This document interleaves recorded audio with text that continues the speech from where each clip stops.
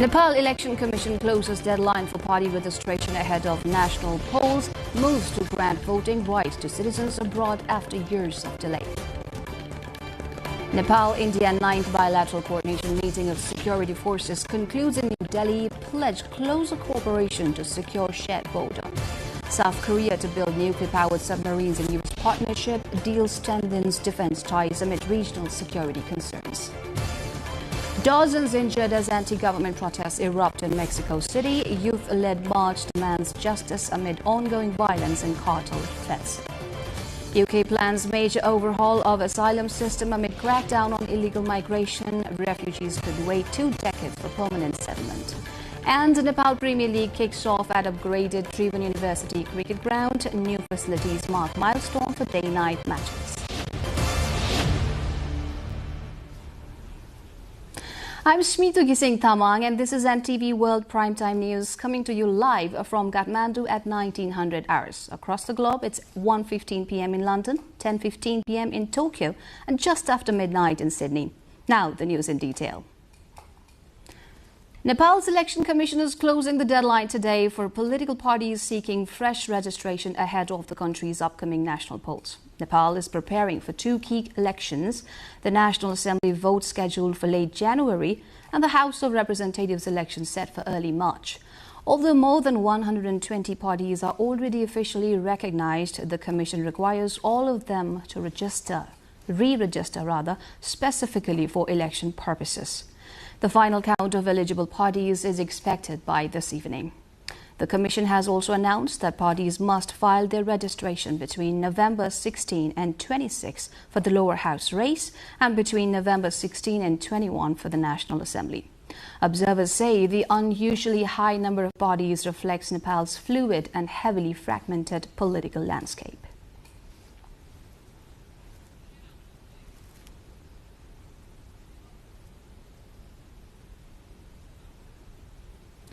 Nepal is accelerating plans to grant voting rights to its citizens living abroad, a reform long demanded by migrant workers who make up one of the country's largest economic lifelines.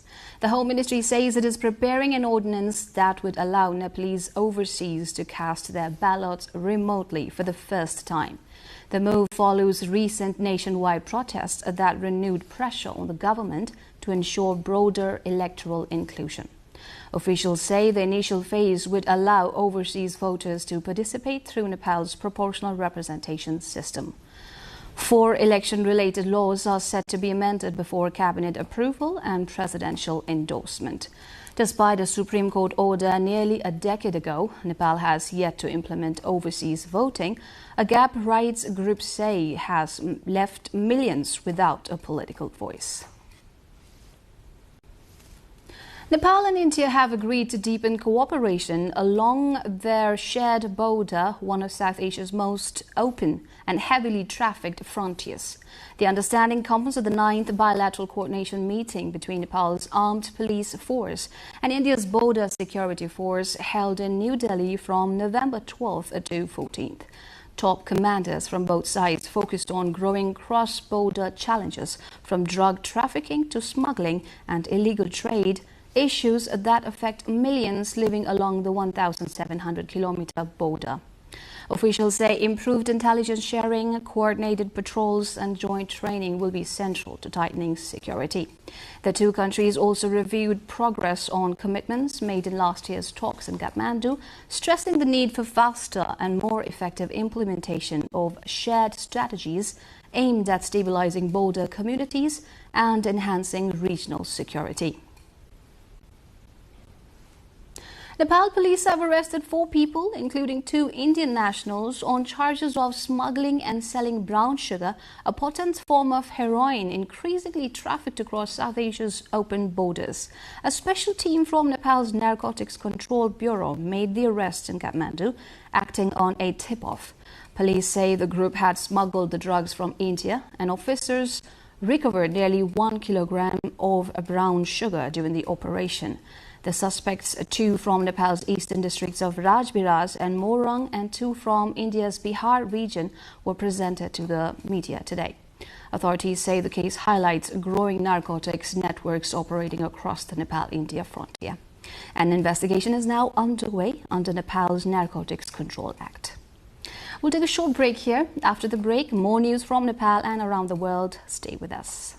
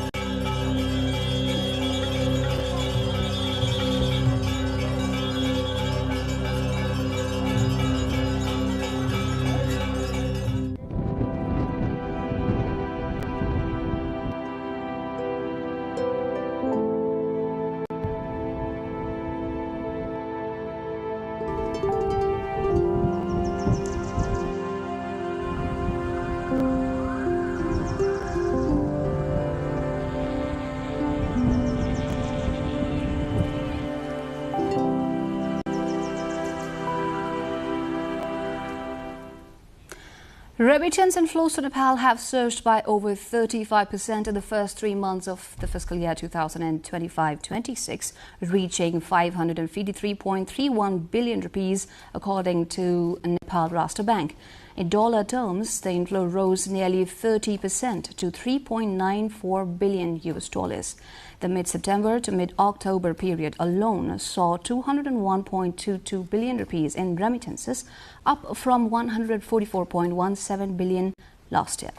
Net secondary income or net transfers also jumped to 610.61 billion rupees. Meanwhile, the number of Nepali workers gaining approval for foreign employment continues to grow, with 123,459 first-time approvals and 77,257 renewals in the period, both showing significant year-on-year increases. Economists say these figures highlight the vital role of overseas workers in supporting Nepal's economy and household incomes. In Nepal's remote Taplejung district, high in the Himalayas near the Kanchenjunga base, a new agricultural experiment is bearing fruit, literally. For the first time in the village of Gunsa, Italian apple varieties like Fuji and Golden Delicious have successfully grown in test orchards. The initiative, a collaboration between local farmers, Swiss experts and the Putali Support Project, uses sustainable farming methods, including organic biodiversity practices, to boost pollination and soil fertility. Early taste tests show promising sweetness levels, giving farmers hope for a new source of income. Officials say this successful high-altitude apple farming could transform agriculture across Nepal's eastern Himalayas, opening doors for economic growth while preserving the region's unique environment.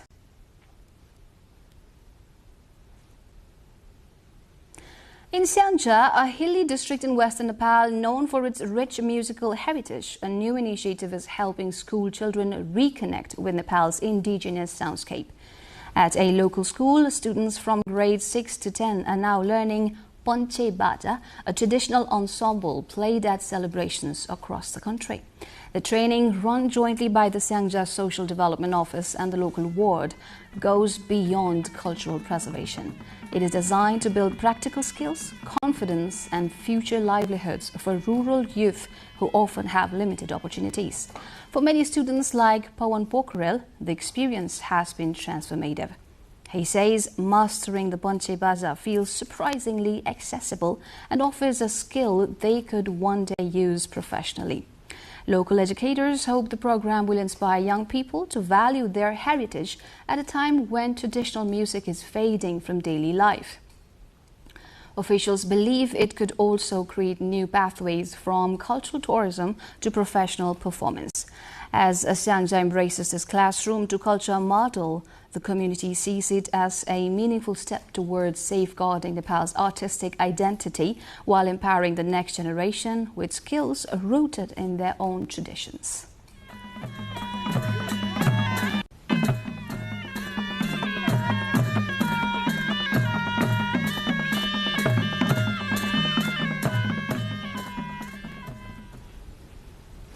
Hidden treasures in Nepal's Baglung district are finally stepping into the spotlight. This picturesque western region, famed for its temples, traditional architecture and rich cultural heritage, is now drawing both local and international visitors.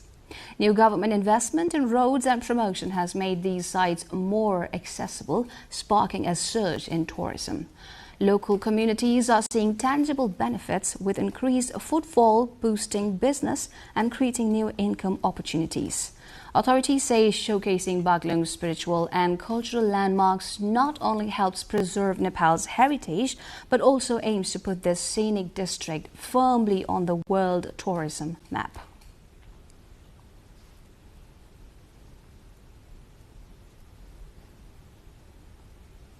We're going for a short break and we'll come back with news from the international front. Do stay tuned.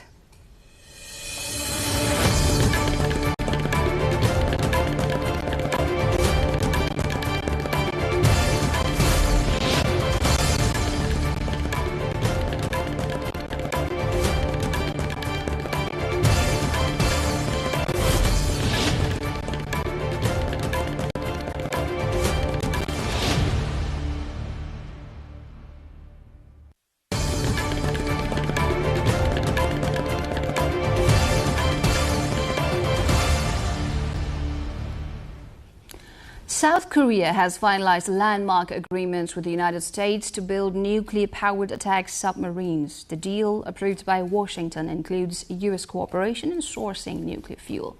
The move strengthens military ties amid rising tensions on the Korean peninsula, with North Korea's nuclear ambitions and China's regional assertiveness in the background. Only 6 countries currently operate nuclear-powered strategic submarines, placing South Korea in an exclusive group. The agreement follows last month's U.S.-South Korea trade deal, which lowered tariffs from 25% to 15% and is expected to see the vessels built at a Philadelphia shipyard operated by South Korean conglomerate Hanwha. Seoul says the program is aimed at countering North Korea's expanding submarine capabilities. At least 120 people, including 100 police officers, were injured in clashes during anti-government protests in Mexico City. Thousands took to the streets Saturday, calling out violent crime and criticizing President Claudia Sheinbaum's government. The march, also seen in other cities, was reportedly backed by right-wing politicians opposing her administration. Organized by Gen Z youth groups, protesters demanded justice for recent high-profile killings, including Uruapan Mayor Carlos Manso, who was assassinated on November 1 for speaking out against cartels. Demonstrators even dismantled parts of the barrier outside the National Palace, waving banners reading, "We are or Carlos Manso" in tribute.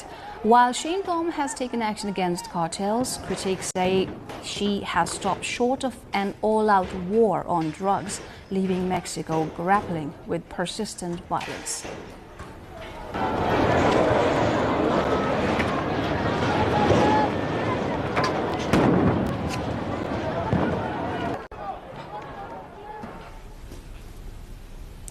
The UK is set to overhaul its asylum system, with Home Secretary Shabana Mahmood calling the crackdown on illegal migration a moral mission. Under the new plans, people granted asylum may have to wait 20 years before applying for permanent settlement, with their refugee status reviewed regularly. Those deemed able to safely return to their home countries could face a repatriation. Mahmood said illegal migration is tearing the country apart. Opposition leaders have weighed in, with conservatives promising rapid deportations and Liberal Democrats urging the right for asylum seekers to work. The proposals are expected to spark debate on the balance between security, humanitarian protection and human rights. At COP30 in Belém, Brazil, UN General Assembly President Annalena Baerbock called climate finance an investment in global prosperity, stability, human rights and economic development. Opening the third high-level ministerial dialogue on climate finance, UNFCCC Executive Secretary Simon Stell said climate finance is the lifeblood of climate action. turning plans into progress. He noted that public and private funding for clean energy and resilience is growing but still falls short. Baerbock highlighted that the annual financing gap for sustainable development goals stands at $4 trillion, with developed countries urged to provide $300 billion annually in climate finance under the new collective quantified goal. She said COP30 must be the moment this new goal moves from agreement to action. Tens of thousands of people took to the streets of Belém, Brazil Saturday in the first large-scale protest at a UN climate summit in years. Indigenous groups and activists marched, sang and held a mock funeral for coal, oil and gas, calling for urgent climate action and greater representation. The Great People's March comes as COP30 negotiations reach their midpoint, with delegates still deadlocked. Protesters demanded reparations for environmental damage, highlighted the destruction of the Amazon, and called for stronger protections for indigenous communities. Authorities deployed soldiers near the summit site, but the 50,000-strong crowd dispersed peacefully after a 4.5-kilometer march, sending a vivid message from the streets to the halls of global climate diplomacy.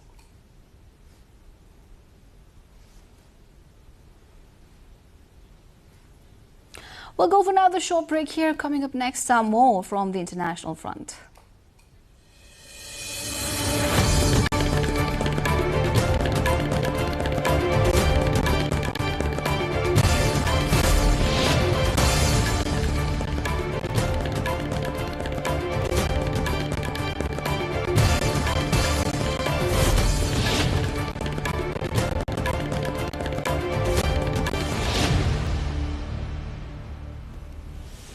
India and France have launched the 8th edition of their bilateral air exercise Nov.2025 in France.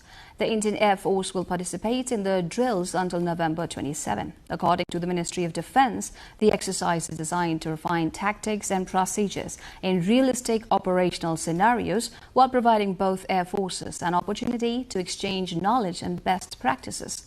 During the drills, India's Su-30 MKI jets will operate alongside French multi-role fighters in complex air-to-air combat, air defense and coordinated strike exercises, strengthening bilateral military cooperation. President Zelensky says Ukraine is taking urgent steps to secure gas supplies for the winter.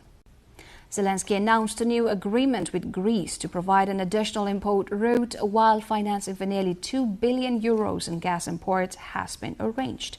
Zelensky said funds are coming from the Ukrainian government, European partners, banks backed by the European Commission, Norway, and ongoing support from the United States. He emphasized that no day is being wasted to ensure energy security for the coming winter. Swedish police say a bus crash in Stockholm that killed 3 people and injured 3 others is believed to be an accident. The vehicle struck a queue at a bus stop during Friday's afternoon rush hour. Authorities report no evidence suggesting the incident was intentional. The driver, initially arrested on suspicion of manslaughter, remains hospitalized. Identities of both the victims and the driver have not been released.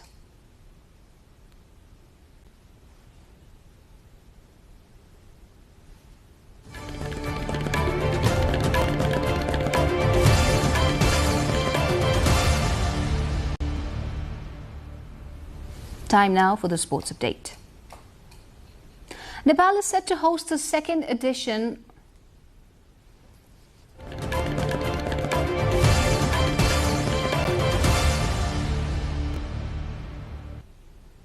Nepal is set to host the second edition of the Nepal Premier League from tomorrow, with major upgrades transforming the Tribhuvan University International Cricket Ground in Kirtipur into one of the country's most modern sporting venues.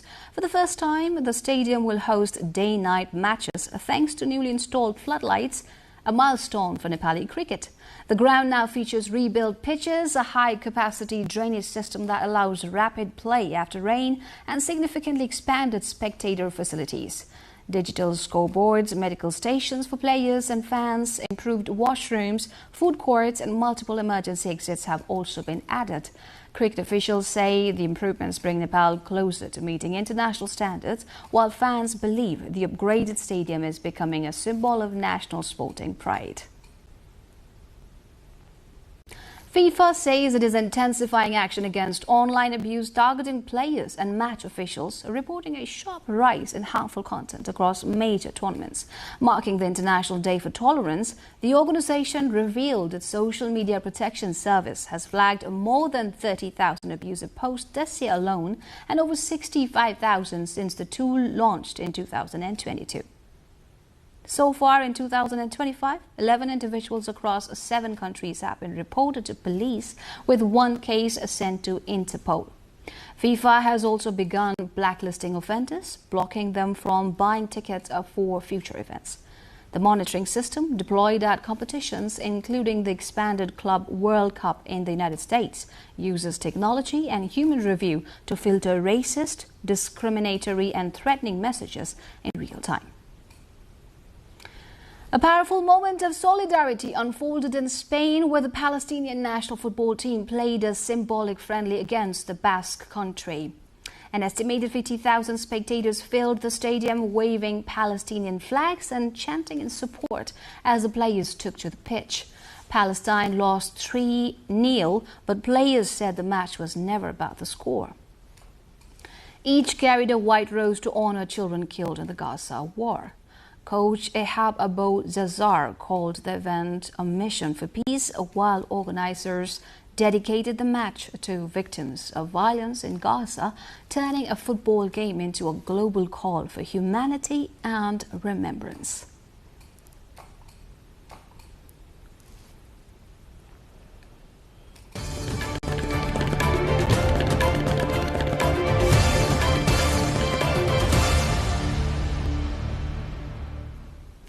Let's take a look at the headlines once again.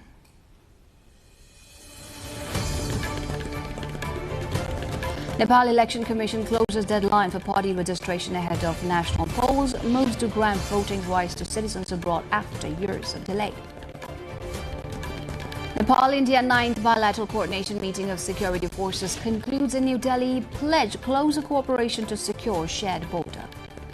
South Korea to build nuclear-powered submarines in U.S. partnership. Deal strengthens defense ties amid regional security concerns. Dozens injured as anti-government protests erupt in Mexico City. Youth-led march demands justice amid ongoing violence and cartel threats. UK plans major overhaul of the asylum system amid crackdown on illegal migration. Refugees could wait 2 decades for permanent settlement. And Nepal Premier League kicks off at upgraded Tribhuvan University cricket ground. New facilities mark milestone for day-night matches. That's all from NTV World Primetime News for now. Our next bulletin will be at 10 p.m, bringing you the latest updates from Nepal and around the globe. Do join us through our social media. You can also get the latest updates from our official website, nepaltelevision.com. I'm Smita Gising Tamang. Thank you for joining us. Have a wonderful evening ahead.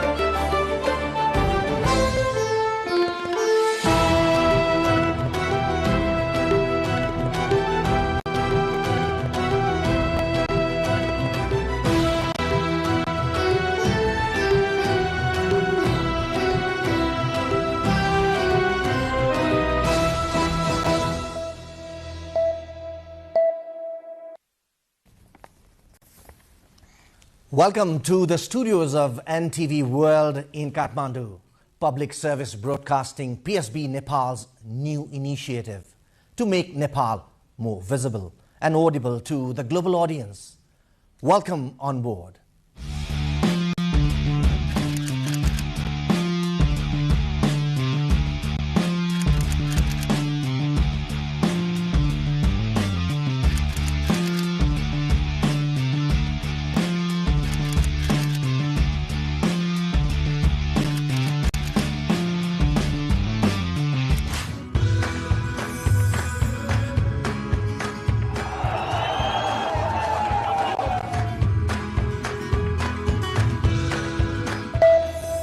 This is NTV World, facts that speak, insights that matter. Telling the stories of a changing planet. NTV World, Nepal's perspective to the world. Exploring the heartbeat of Nepali creativity. This is NTV World. The power of story shaped by technology. NTV World. Unearthing Nepal's hidden heritage. Discovering the timeless Nepal. Telling stories that endure across centuries. Where culture breathes, stories bloom. When the world moves, we make a sense of it. NTV World. Taste of Nepal. Every recipe, every flavor tells the story. Journalism in the digital age.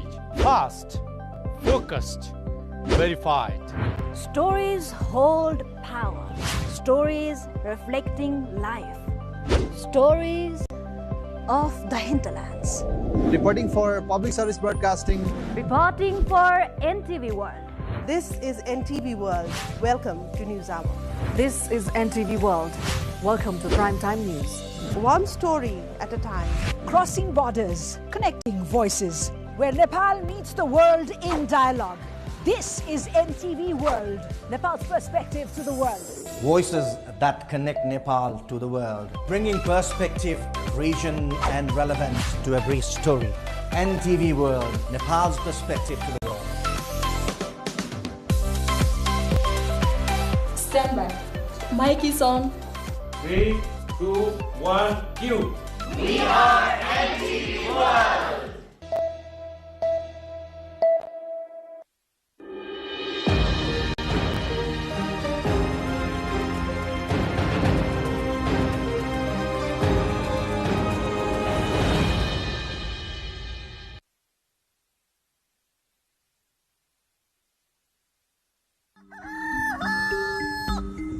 It's early in the morning at the Three Hills village at the wildlife reserve area known as Burunge at Babati district in Manyara region.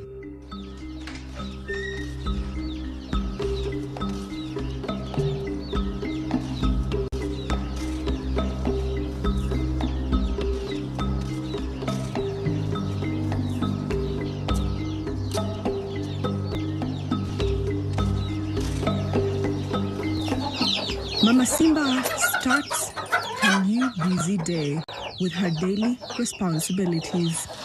This is a tradition which she carries day by day throughout the week from Monday to Friday.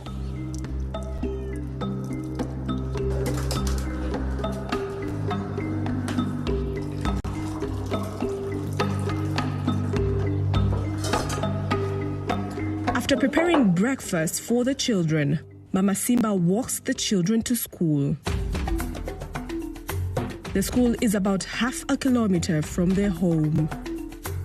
The availability of the community living at this area has managed to create the cohabitation, interaction between wildlife and humans. Mdori Primary School is one of the schools that have benefited with various development projects of which are a product of tourism revenue at the Burunge area. Not only within the education sector, such as schools alone are benefiting from the tourism at the community, living within the wildlife reserve area at Burunge, but also health sector, of which both sectors cater social services.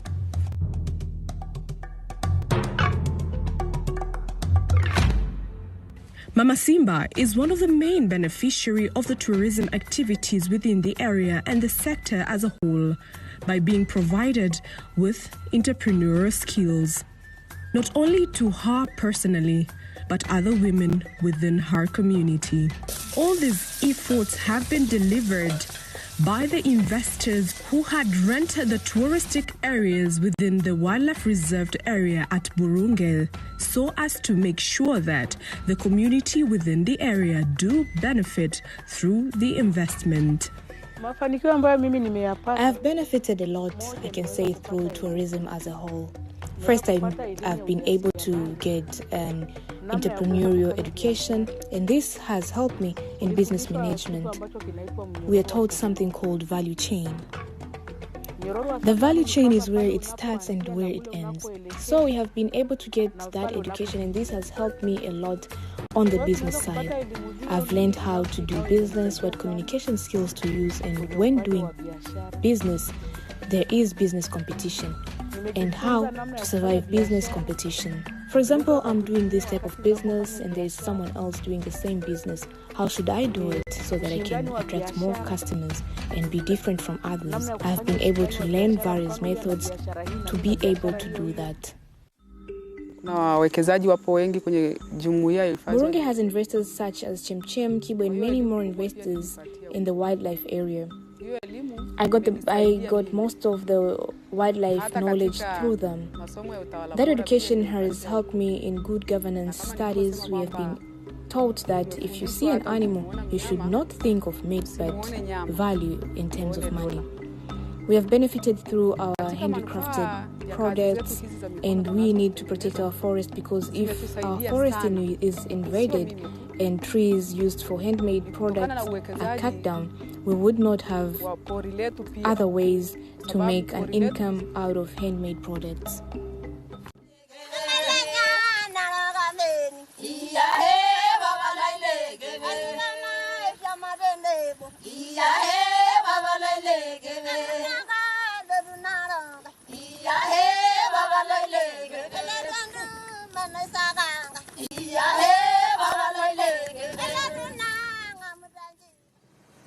Investment of various business activities within Burunge area has helped out in charting ways for the employment market, especially to youth and local traditional groups in entertainment and creativity.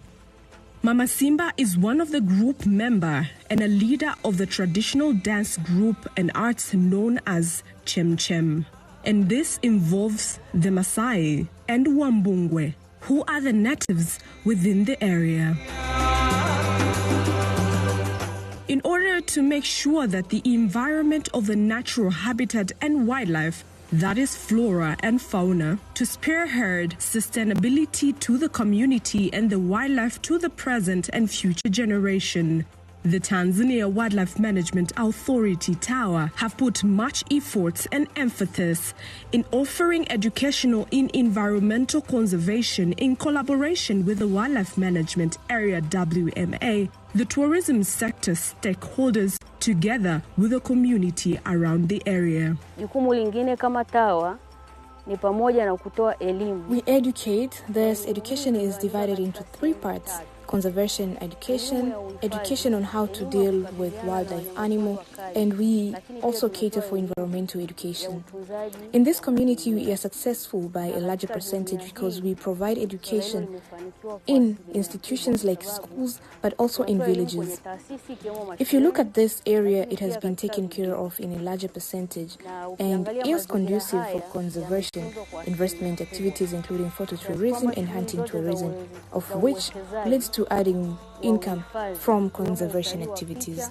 We can measure that income by the year 2022. They have managed to collect 2 billion shillings, so this is a profit that goes back to the villages in order to continue doing conservation activities including wildlife and environmental protection. But the most important thing we offer in these areas, we have said, is sustainable conservation.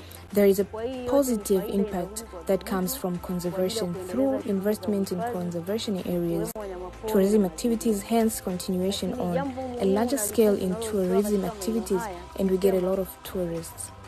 The Burunge community, in collaboration with Wildlife Management Area WMA, has been able to introduce wildlife and human protection by providing employment to women within the community as game rangers. The game rangers do patrol within 24 hours so as to ensure the tight security, hence all illegal conduct within the managed and conserved area for wildlife is prevented, and at the same time, the wildlife animals do not invade the human area and destroy their crops and livestock. Kazi hii imenipatia ufanisi mkubwa. This work has given me tremendous success. I've been able to educate my child, build a house, and doing various social activities. I advise my fellow women to do this work, to love it, and to do it with confidence. We help the community in protecting of their properties. For example, we do patrol work, we protect the crops, and help people chasing away wild animals that destroy their properties. Secondly, we are protecting against poaching in this area of Burunge Wildlife Management. We are assisted by villagers in getting various information to prevent poaching. We do follow-ups on the information, and when we are satisfied with our investigation, we arrest the poachers and take them to the law enforcement agencies. I advise fellow women to love this work, appreciate it, and do it wholeheartedly.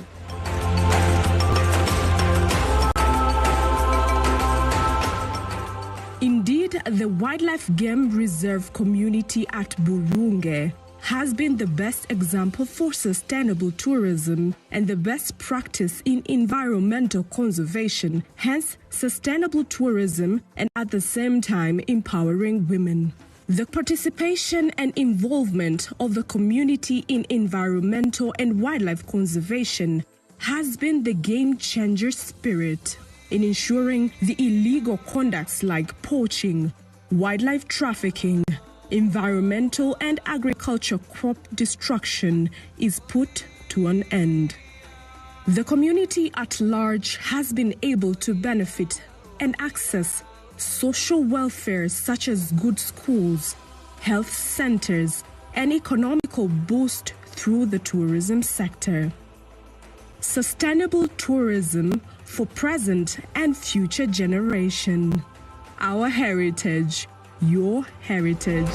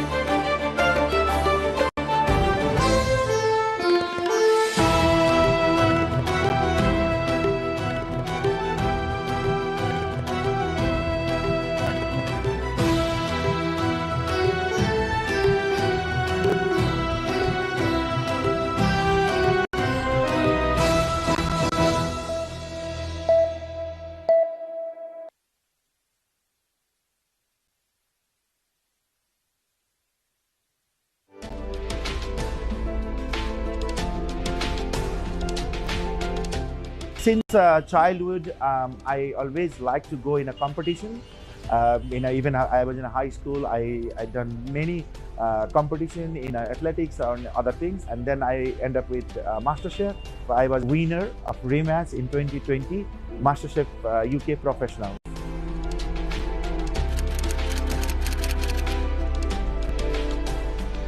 My all-time favorite, and I think all Nepali favorite, is goat curry and rice, mashu bhat. I'm from Karjanaha village, district Siraha. When I was very small kid, I started working for a family, and same time I was studying as well.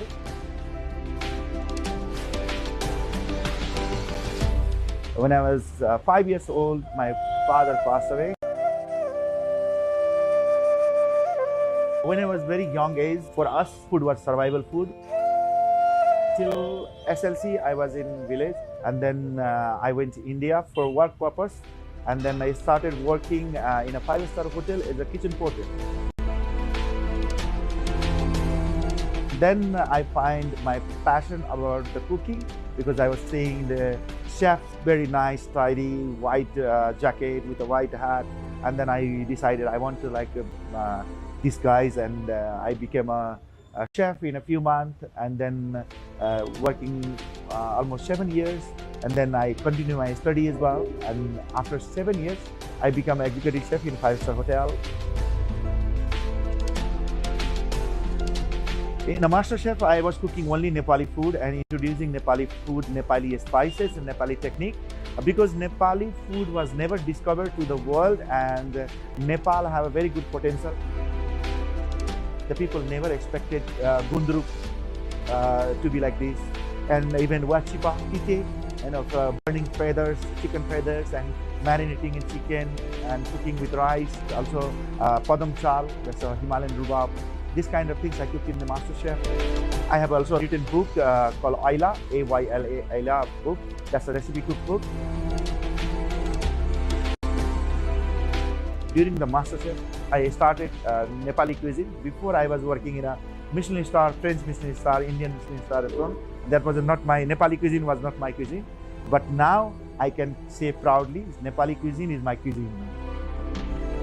Still, I am promoting Nepali food, ethnic cuisine, cultural cuisine. Like if you see, we are in a Mithila Thali fish house.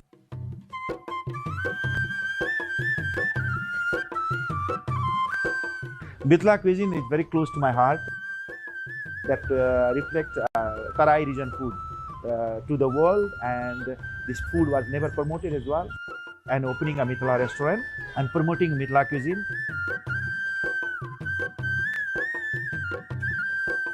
Mithila cuisine is very healthy. Mithila food have fermentation, freshness, seasonal vegetables, seasonal cookings. So lots of things came into Mithila cuisine. So I think world should know about this cuisine. I really want to serve Nepal via food. This is the third year I'm doing Nepali cuisine restaurant in Nepal, and almost 200 people working for me. If you want to be a chef, if you are confused to decide, I think this is the right time to do it. And if you are studying in abroad, I think Nepal have a very good potential for the business in a hospitality industry, because Nepal is a tourism-based country, and tourism always need a good hospitality, good restaurant, good food, and good hotel. Now I'm dreaming with the open eyes. I want a Michelin star chef with Nepali food. Then any part of the world, I will be opening Michelin star Nepali restaurant.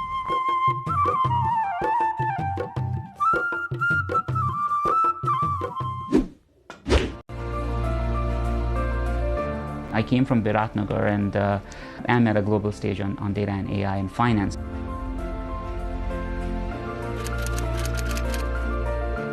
So I was born and brought up in a city called Biratnagar in the eastern part of Nepal. I was brought up in a typical middle-class Nepali family. I went to school in a normal Nepali school. I studied there until SLC in Biratnagar. As for my higher education, I did my undergrad in Australia. I went over to study quant finance at New York University. I did masters in financial engineering. When I remember my childhood, I used to like sports. Cricket was my thing. And I always liked numbers, patterns, logic. When I found quant finance, it kind of was a formalization of most of my interests that I had as a kid. I was recognized as a change maker. All I did was used mathematics and advanced computational sciences to create mathematical models to predict investments and risk, etc. There's nothing like that being done widely in the industry. As you see, it's a very recent phenomenon. That's how I kind of got into this spot of being recognized as the top 100 influential figures in AI. I remember this song, Hatne Hoina Dati Ladne, right? And that kind of is the embodiment of us. Nepal taught me to lead during scarcity. Nepal taught me to asset allocate when resources are limited, to innovate, right? For me, getting this recognition or being, global stage, it just gives me a bigger microphone. And what I probably would plan to do, or what I am always kind of striving to do, is use that bigger microphone to convey the message on what could be the possibility for tomorrow. I just am a medium for a lot of people here who have already been doing this thing for a long time. Nepal does not lack intelligence. Our bottleneck is not we don't know how to do things. Our bottleneck is infrastructure and policy framework. These are two things. And if we solve this, I think market is going to take its turn and you will see proliferation. Don't stop dreaming. That would be my first thing. Dream big. If you are persistent on what you want, and if you have clarity of thought and logic, you will achieve it.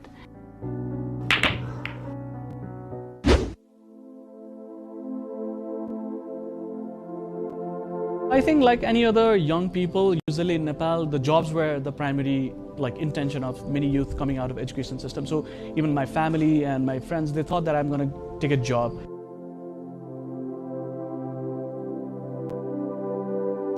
Starting something out in Nepal where the entrepreneurial ecosystem is pretty young, and it's very difficult in terms of many ways, like finding the funding, finding the suppliers, navigating the government offices. It's pretty difficult.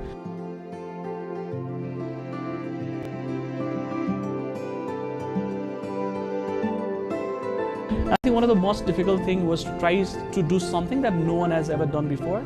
So running an education organization that does research and also does manufacturing, so there was a lot of learning curve and a lot of failures in the path.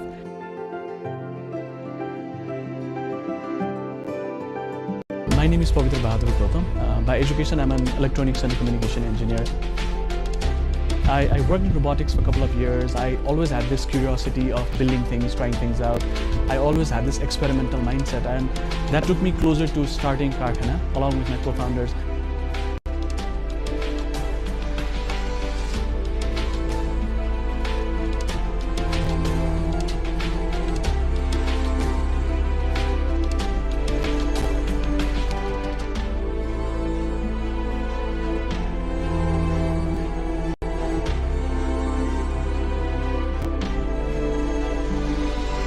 So Karkhana acts as multiple entities and ideas at the same time.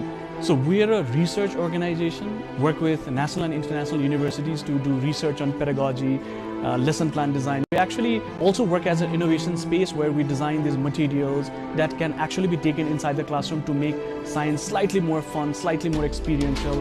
But we also act as a manufacturing space where we manufacture these materials and make sure these materials reach into the classroom.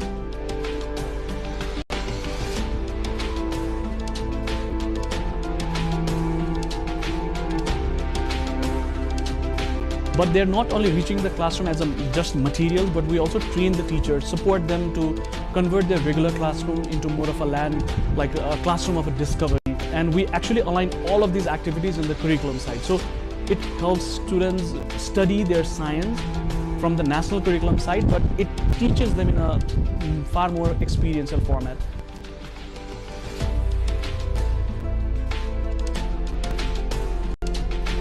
We started Karkhana as a maker space, as an innovation center, but slowly we realized that it's not the space that's required for innovation, but it's the mindset that's required for innovation. And we actually wanted to work on building the culture of experimentation in Nepal.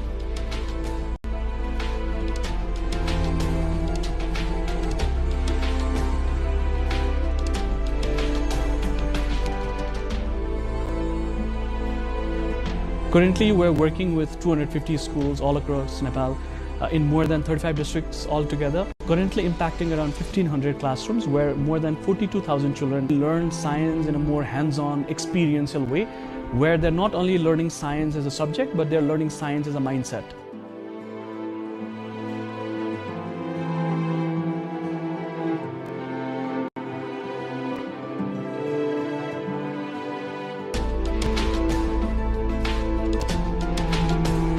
So we usually find chemistry to be one of the most difficult subjects, right? So for example, when we're studying in school, so we have learned about atoms and how atoms are formed. We know that neutron, proton are in the center, the electrons are in the circle, like they are in orbits.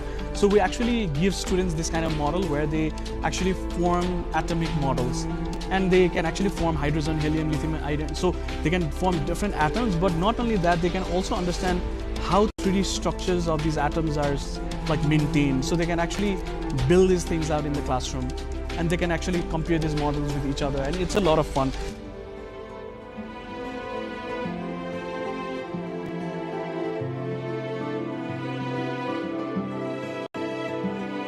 Being inside a country like Nepal and being affected with things like earthquake, instability in the government, unstable education policies and policy at large, being affected with issues like COVID, blockade. So I think navigating all these things in a country that is developing its entrepreneurial ecosystem and trying to sustain the business in this kind of environment, I think you're largely firefighting every day.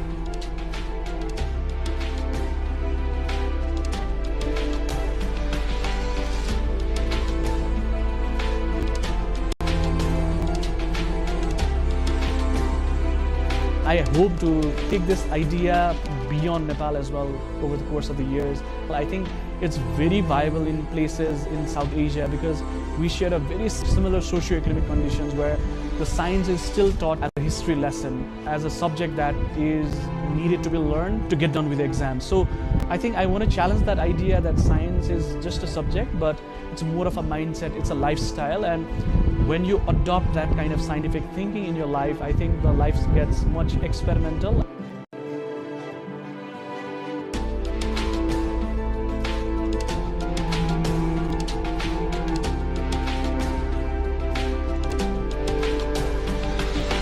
Pretty excited about this idea that we might be able to solve problems not in the classrooms of Nepal, but also beyond Nepal, exploring places like Sri Lanka, Bangladesh, where we think that we can make an impact, and in places like Darjeeling, Sikkim, where we might go out and use Nepali language to reach and work as well.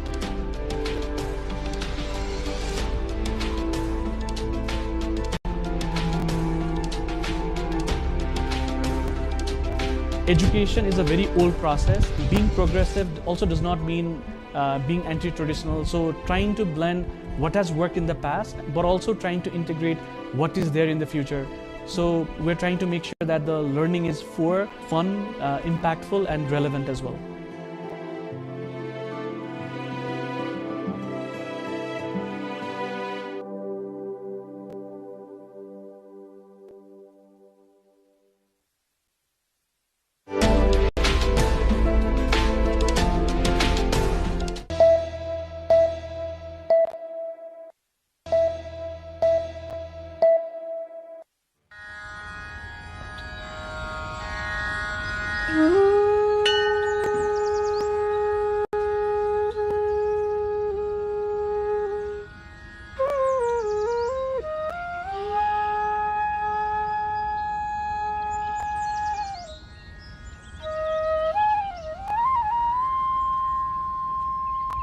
रामदी मेरो गाउँको नाम धर्म संस्कृति सुन्दरता र शिक्षाको एउटा सुन्दर सम्मिश्रण पाइन्छ यहाँ जुन अरु कतै बिरलै पाइन्छ।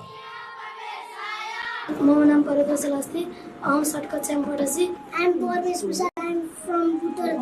Now I'm living in Ramni. I'm very happy to learn. अति महत्त्वपूर्ण र पवित्र मानिने काली गण्डकी नदीको शीतल काखमा बसेको छ रामदी। स्याङ्जा र पाल्पा जिल्लाको केन्द्रमा पर्ने हुनाले रामदीबाट यी दुई जिल्लाका मनमोहक पहाडहरू र ससाना सुन्दर बस्तीहरू देख्न सकिन्छ। शालिग्राम नाम गरेको चम्किलो ढुङ्गा पाइने संसारकै एकमात्र काली गण्डकी नदीमा अंगिरा र वशिष्ठ नदीहरू मिसिदा बन्ने त्रिवेणीको विशेष महत्त्व छ। यस त्रिवेणीमा हरिबोधिनी एकादशी, शिवरात्रि र वैशाख संक्रान्तिका पावन अवसरमा लाग्ने विशेष मेलाहरूमा सामेल हुन पाइन्छ। रामदीमा काली गण्डकी नदी अद्भुत तरिकाले दक्षिणबाट उत्तर भई बहने उत्तर वाहिनी भएको हुँदा यस क्षेत्रको छुट्टै धार्मिक र आध्यात्मिक महत्त्व रहेको जानकारहरू बताउँछन्। यो क्षेत्र प्रसिद्ध ऋषिहरू वशिष्ठ, मार्कण्डेय, कपिलदेव र योगी नरहरिनाथको पवित्र तपोभूमि हो। योगी नरहरिनाथले 2042 सालमा गायत्री मन्त्रबाट विश्व शान्तिका लागि कोटी हवन गरेको यो ऐतिहासिक स्थलमा प्रसिद्ध ऋषि कपिलले सिद्धि प्राप्त गरेको सुनसिद्ध गुफाले आज पनि धार्मिक तथा रमणीय पर्यटकहरूको मन लोभ्याइरहेको छ।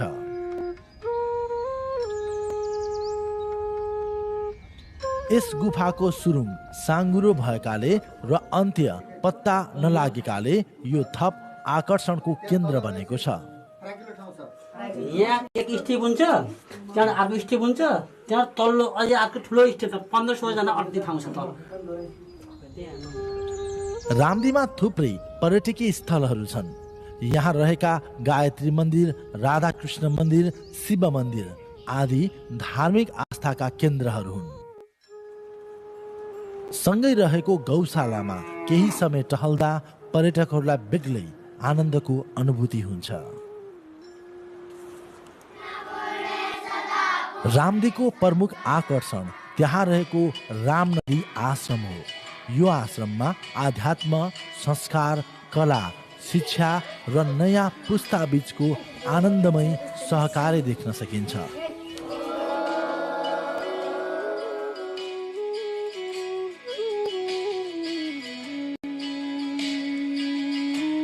संस्कृत भाषामा दखल राखेका नयाँ पुस्ताको योग भजन कीर्तन मात्र नभई अंग्रेजी भाषामा पकड राख्ने र पुराना भजनदेखि नयाँ गीतहरूको गायनले आश्रम घुम्न जाने हर कोहीलाई चकित र मन्त्रमुग्ध बनाइदिन्छ।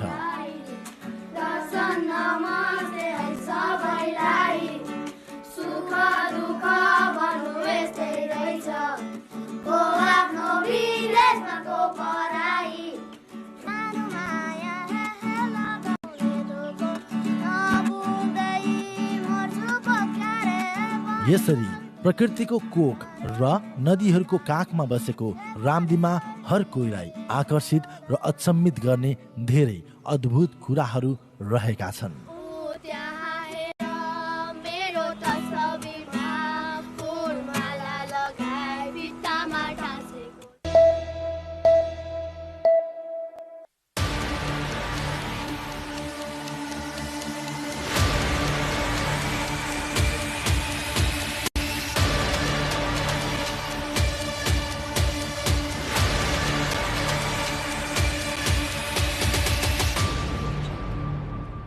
Welcome to Declassified Beyond the Brief with me, Devendra Subedi.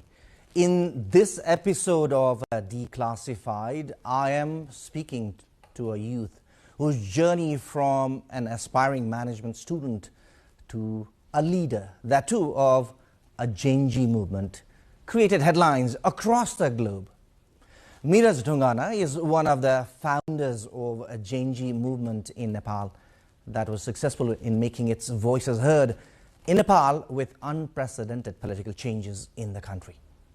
In this episode, we declassify, we try to explore the Gen Z movement, the beginning and the achievements so far. Is there a risk of the movement and the gains disintegrating with the recent division and differences within the team? We try to find the answers. Welcome to the show, Miraj. Thank you so much. How it has been so far after the Gen Z movement, Miraj? Certainly the life I had previously had is not the same. I've had to make some lifestyle changes because this is something that was unprecedented, as you said. So yeah, things have been very different. Yeah. Different in what sense? Your personal daily life or your overall management of yourself? Where did you find the basic changes happening in your life? Yeah, I think personally also my life has changed. I'm not able to, wander in the streets as I used to before. And the government, the country, has also seen a massive change. That, in turn, has also changed me personally and in many other aspects. You must be happy because that's what you fought for, that's what you initiated. Yes, happy in a way, yes. Now, you are the crush of the nation right now. Does that compliment you? How does it feel when you hear people saying, hey, he's the crush of the nation? I mean, it was something I felt good about at first, but this has happened for quite a few times earlier, but this time it's the nation that is crushing for you. It feels good, but I am getting used to it, to be very honest. Okay. Let's start our conversation with the Gen Z movement, an overview of the Gen Z movement that you initiated initially. Was the September 8th incident, whatever happened in Nepal, was that a movement or a protest or a revolution?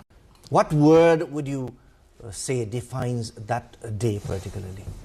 So I would say the protest on the 8th incident was a protest. Okay. We're fighting against a system that was so, into the corruption, and we're actually fighting for the crippled government, the bad governance, the dissatisfaction we had for decades, the times we had been deceived. We were promised one thing and we were not delivered, and I think the frustration was building up. Young people decided to come out together, to fight for what is right for the country, to fight for their rights. So the 8th day incident was a protest. Then the 9th was, I think, a mass movement because people saw young kids getting killed mercilessly. They were shot on the chest, shot on the head, So it was a very bloody incident that happened on 8th.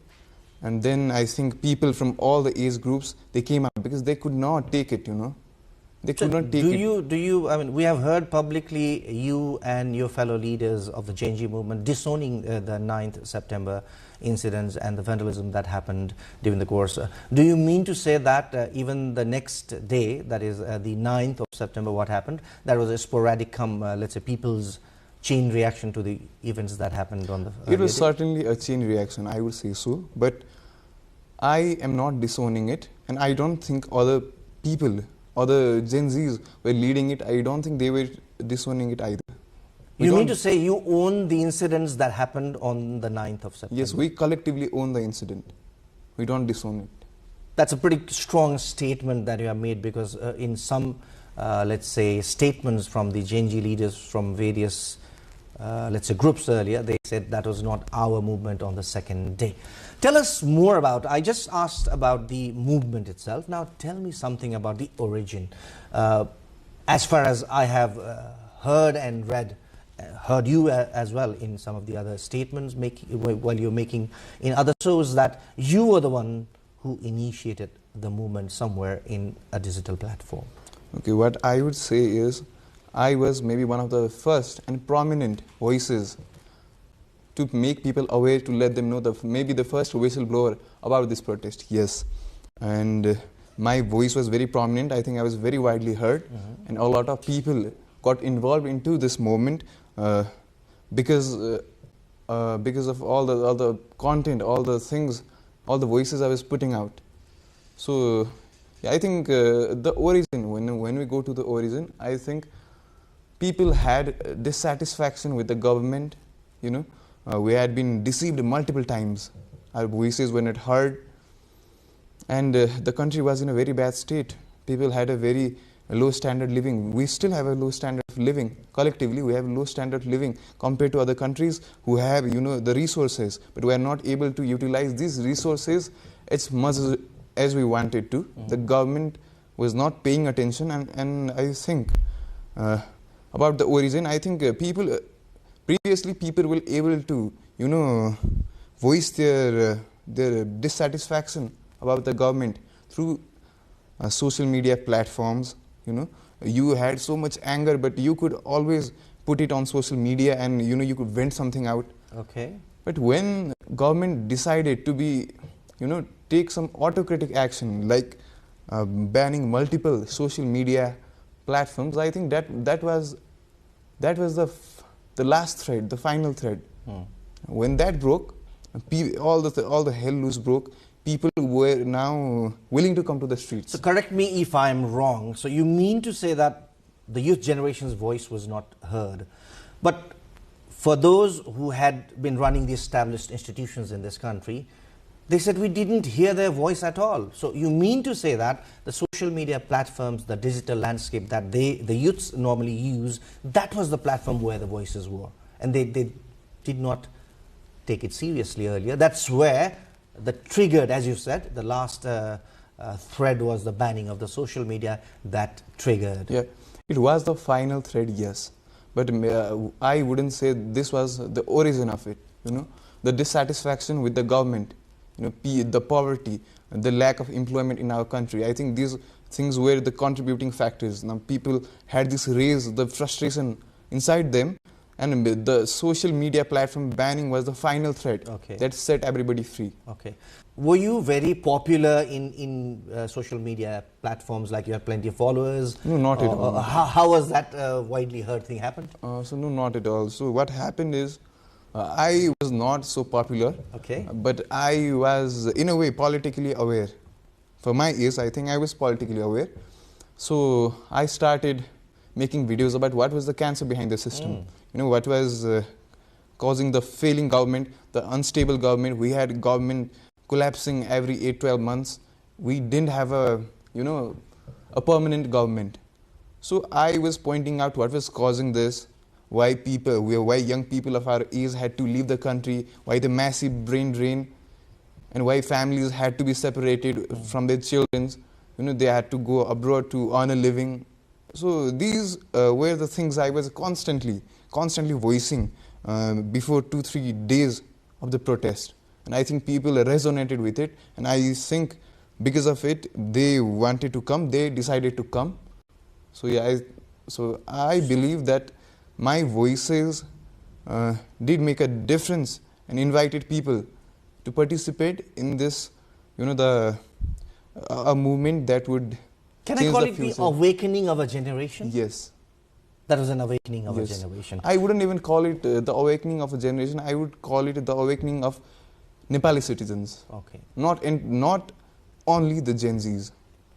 You have been blamed of being the person who filed an application at the district administration office to organize the protest on that particular day, on the 8th of September. So, being that one, we didn't see you in the protest. You were not there. No. I have heard you explaining these things, but to our viewers and to all others, can you explain that particular day and your absence? So the thing is, I was not the one who filed the application for the protest. I was not the one. And the second thing is, I'm actually really tired of explaining this. Now, we had multiple groups. Let me make this very short. We had multiple groups, and one of the groups they had some kind of conflict with me, and they decided that they would hold play card against me, calling me out.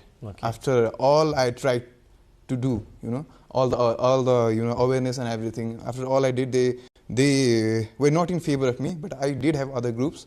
I did have my other friends go to the protest. So, and the thing is, we didn't think that this would happen in 28 hours. This was historic.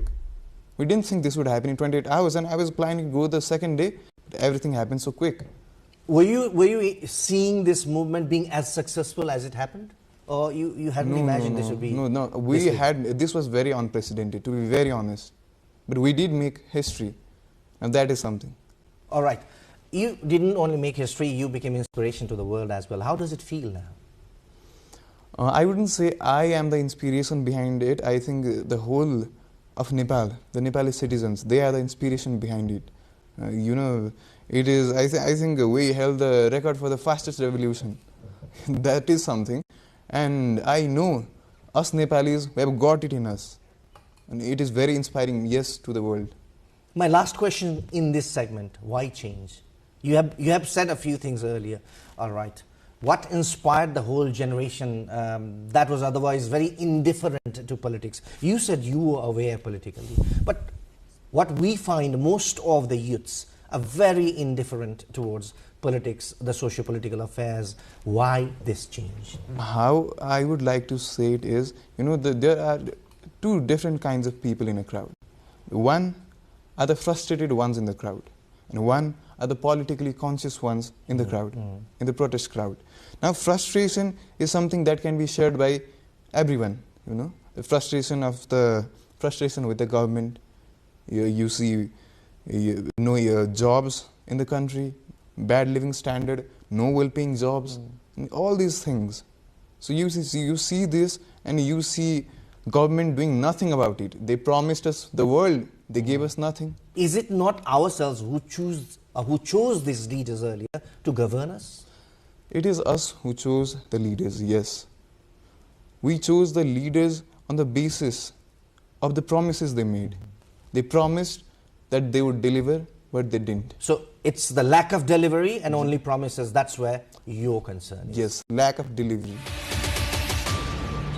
In the second part of the conversation now, we talk about the achievements of the movement. How far, Miraj, have been your demands been materialized so far? You have had a set of demands earlier. Now, if you have to just, let's say, categorically break it down, how many demands have been met so far?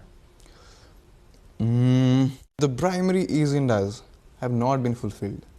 We are hopeful about the government that they are going to be fulfilled, but the primary ones, the agenda for which we fought, have not been heard, have not been addressed. But we are very hopeful of the government. Now, this brings me to the other question. This is a government you people have chosen to lead. Yes. Is the change in government the only solution to deliver? Or there should be a change in the system as well? The bureaucracy, let's say, up to the grassroots level, the chain that is governing this system. Definitely, the change has to be within the system. People, if the system is good, if the system is very strong, it is going to bind people. It is not going to let people to do any mishaps, do any corruption of any sort. But if the system is weak, it cannot bind people to the law or anything, no accountability at all. So I believe that it is the system what we are trying to change, and it is the system what we should change. These are some big fundamental changes that needed for that. Can you just, let's say, give us your current thought on the Constitution? Is it where your fundamental demands are not being met because of the current Constitution? Yes, of course, it is because of the Constitution, yes. So, do you see the Constitution being changed by this government, or how do you see this coming possible? So, there are multiple ways of making our agendas, of addressing our agendas. We have tried through this government to try to change, to make constitutional reforms where there needs to be for a better Nepal. We have tried it, and now I think we want to call every stakeholder of this movement to come for a consensus. We call every party, the government, I want to be very specific about the kind of Gen Zs we want to invite. We want to invite educated, politically aware Gen Zs. Not everyone. You cannot let a truck driver run a plane. You have to have a very capable Gen Zs. Not every Gen Z. We have to be very specific about that. So we want to have a consensus and come to an agreement that these are the very necessary constitutional reforms that has to be done, that has to be implemented, or the lives lost are going to be of no use. So we have to be very serious about it. With the differences, different multiple groups coming up in the Gen Z circuit itself. And initially also, as per your explanation here, some were against you. That's why, to defame you, placards were being displayed there. So do you think with these sort of things going on within yourself, is it going to happen? Is this hard-fought achievement or the change going to be materialized? Of course, yes. It is going to happen. It is going to happen, and it is upon people. It is upon people for whom they choose. They have to have this kind of critical judgment so that they are able to select not somebody who can speak. Everybody, salespeople are very much able to speak. But do they have content inside them or not? Are they politically aware? Are they educated? Do they understand how a country runs? Now, people, us, we need to select these people, even from the Gen Zs, not everybody. Having said that again, yes. Will there be another tussle among your... Now, we have heard plenty of groups have emerged in the Gen Z movement itself. Will there be another tussle within yourself to select those who are politically aware and those who are not? I don't think there's going to be any sort of that serious tussle, to be very honest, because somebody, as I said, the criteria is somebody who is educated and somebody who is very politically aware, somebody who knows how to run a country. I think they and us, our fragment, Miraz Rungana's fragment, which is Gauri Khana Dev, we have a very similar agendas. Now, these are the core ones that are going to change this country for better. So I think if people of the criteria I said, if they come forth, I think they are going to have a very similar agenda to us. There's going to be no argument or no tussle at all. Me being 25 years old, my parents used to say, you need to go abroad. There's nothing here. But I never wanted to leave my country. But I'm forced to, because there are no good paying jobs for somebody who is educated and somebody who can actually contribute to the economy. There's nothing. So our motto with this initiative is, so Gauri Khana Dev in English translates to, let us live and work in our own country. So this is our basic motto. But so that's a campaign you're launching. Yeah, that is a campaign we're launching, and we're very, we're very concerned about this massive scale brain drain. Population is a limited resource for a country as small as us. So that is a very concerning issue. Now this takes me back to your earlier statement saying we trust the people, we want the people to make the change. So does that mean that you are eyeing for the next election and you trust the people that they would be now, they are, as you said, they have also awakened now and they will choose the right leader, the right people to run this country, and you would go and take part in the election? No, election, we are not looking at election. We are not thinking about it. We are not looking at election. We want to do these things before the election. I know an election is very necessary to give a country, an international legitimacy. Yes, we are not against it, but these agendas of ours, these agenda of Nepali people have to be addressed before the election. Can you be specific on those agendas? There's a quite long list of agendas, but let's talk about the fundamental ones. Okay, the fundamental ones are, so we have a very unstable government. The government falls in 8 to 12 months. So maybe that is the reason why we are falling short on development and opportunities. So we want a very stable government.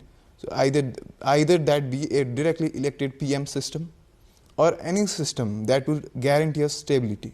So we are pushing for a direct elect Prime Minister system, and we are yet to have a national level conference or discussion of a sort. Because within this constitution that's not possible right now. It seems like it, but politics, as far as I've known, you can come out with solutions. There can be solutions. There can be solutions, yes. Or interim setups, or, yes. or in case of a compromised setup, there yes. can be. It is a big ask. You have to bring every let's say stakeholders, including the established political parties. Yeah, we're going to do that. You're confident about it? Yes. Have you had any interaction with the leaders of political parties of late? No, I've had indirect discussion with them, yes. Because we have to come to a conclusion. We cannot let, so many people have lost their lives now. We cannot let it go to waste and, be prepared for the elections. It cannot, it is not ethical. My ethics does not give me to do that. So it has to be done before election because nothing is guaranteed. It sounds as if, with the conversation that we are having, it's just the beginning of the awakening that we are talking about. Yes. It's a long road ahead. It is. Okay, let us be more optimistic. I hope it is not a long way ahead. And I am in a way very confident that we can do this very soon. All right, let's see how soon your agendas and the fundamental changes that you want would be materialized. In this part of the conversation, we talk about the envisioned future of this country.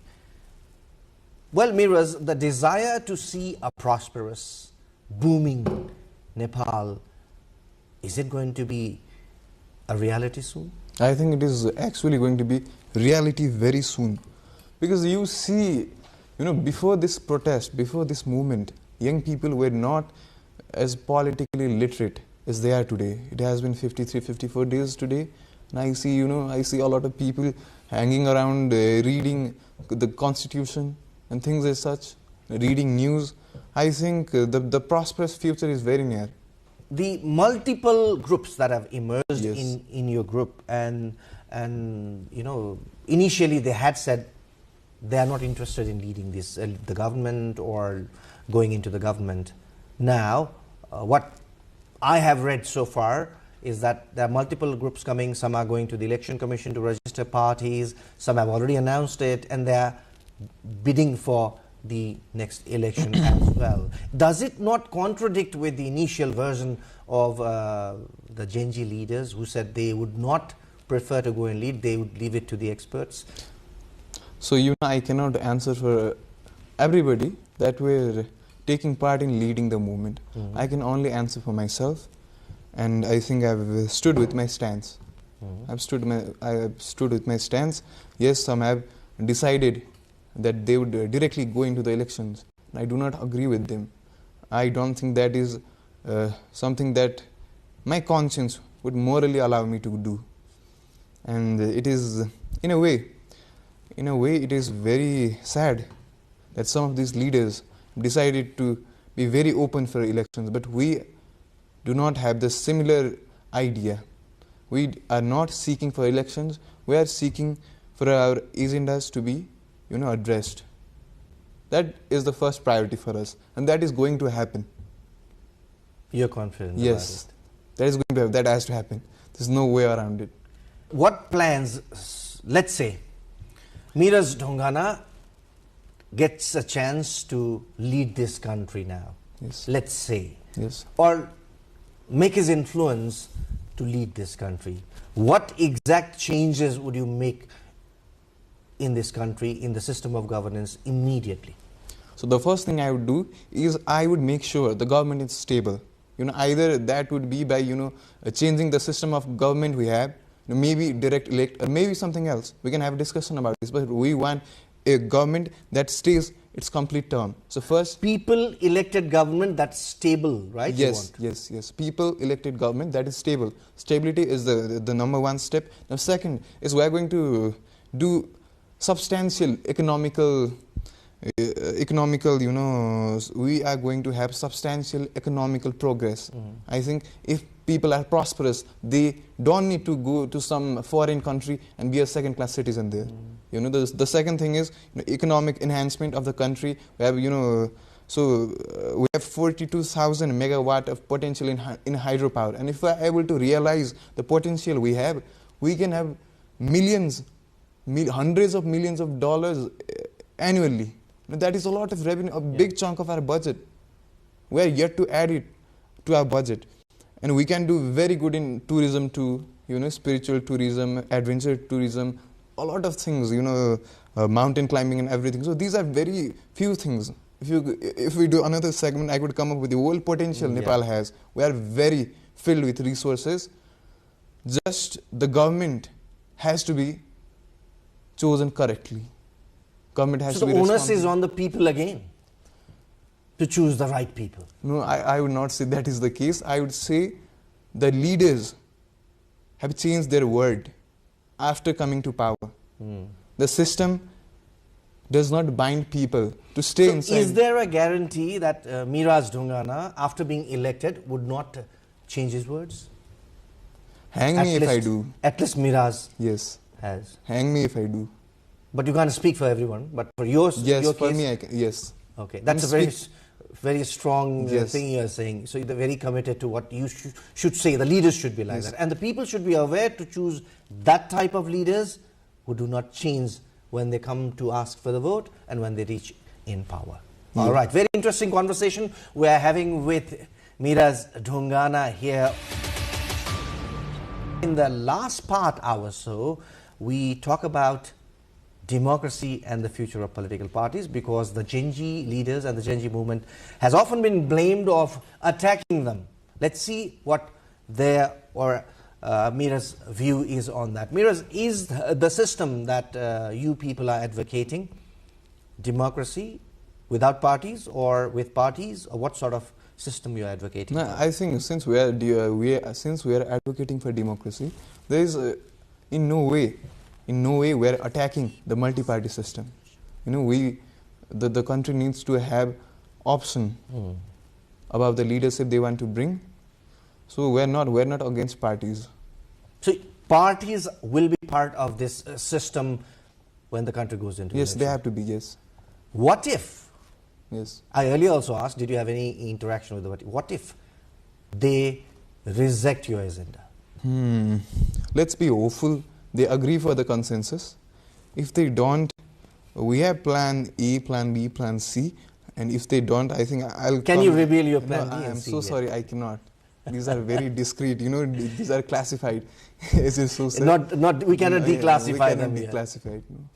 So sorry. Very interestingly, there is a plan B and plan C as well in place. But you're talking about the stable government. That has been repeatedly in your rhetoric so far. Will that lead to the stable government? If you go to plan B, plan C again, this government doesn't work, let's change it. Now this also didn't work, let's change the other one. Does that address the same thing that you said? No. The thing is a stable government in terms of governance system. Right now we have a parliamentary system where the PM is elected, and party, if they don't bring majority, they collectively make a government. So that is what is happening right now, and that does not give us a stable government. We are against it. We are trying to change the system where you have to have a coalition and there's always some party pulling the plug and the government collapsing again. We don't want that. We want a government to complete its term of 4 years and 5 years. Even in this constitution and the current system, that's possible given that the party secures a majority. Yes. It's not impossible even within the constitution. So you mean to say that either a party, you get a majority and govern, otherwise you don't govern. Is it that what you're saying? To govern, you must have a majority, otherwise you can't. So we are still in discussion about the nitty-gritty of it. So we have not come to a conclusion, we have not finalized it, but what we have finalized it is we are done with a system that gives us an unstable government. We want a stable government, and we are working on a system that is going to give us a stable government. Ultimately, it's the people who gives the mandate in a democracy. Yes. Are you ready for that? Of course. But as you said, you need some fundamental changes before that. Yes. And that's going to happen. That is going to happen. So definitely you couldn't, let's say, explain to us your plan B and C, but you can explain to us how do you see that happening with all the stakeholders coming together? What is happening is everybody is calling themselves a stakeholder. Now, as I said earlier, you cannot possibly ask a truck driver to drive an airplane. That cannot happen. It is going to crash. So, likewise, so how would the people identify whether that's a truck driver or an airplane pilot? Well, maybe we have a debate, a televised debate or something. I cannot disclose exactly what we're planning to do, but that is going to happen is what I can assure you. That is going to happen. So that is going to happen by hook or by crook, but that is going to happen. The ones who are educated, politically literate, those people are very welcome, you know, to run the country. I think everybody, every citizen is going to have the same say. Somebody who is capable should only come, and that is going to be filtered out very soon. So form of governance is a concern for you, more than the leadership, if I'm not yes, wrong. yes, very. We are very much serious about the system rather than people. You know, people, they come of all shapes and sizes, but if the system is strong, able to bind them within the law, the country is stable, the country is prosperous. The living standard goes up. If you allow me to ask, do you see the political parties that were running this country and the government turn by turn earlier revising themselves, reforming themselves, and coming to the agenda of yours? You know, my answer would be kind of similar, as I said earlier. I cannot say for everybody, but I think, you know, to be able to go to people's door and to ask for them to vote them, they have to be able to show their face. You know, they cannot, I don't see any moral grounds they can step on and go to ask to go to people's door to ask for votes. They have to at least agree to something. You know, 78 people died, 1,500 are injured. The Singha Darbar got burned, Supreme Court got burned. You know, it has to happen. Or what moral grounds do they hold?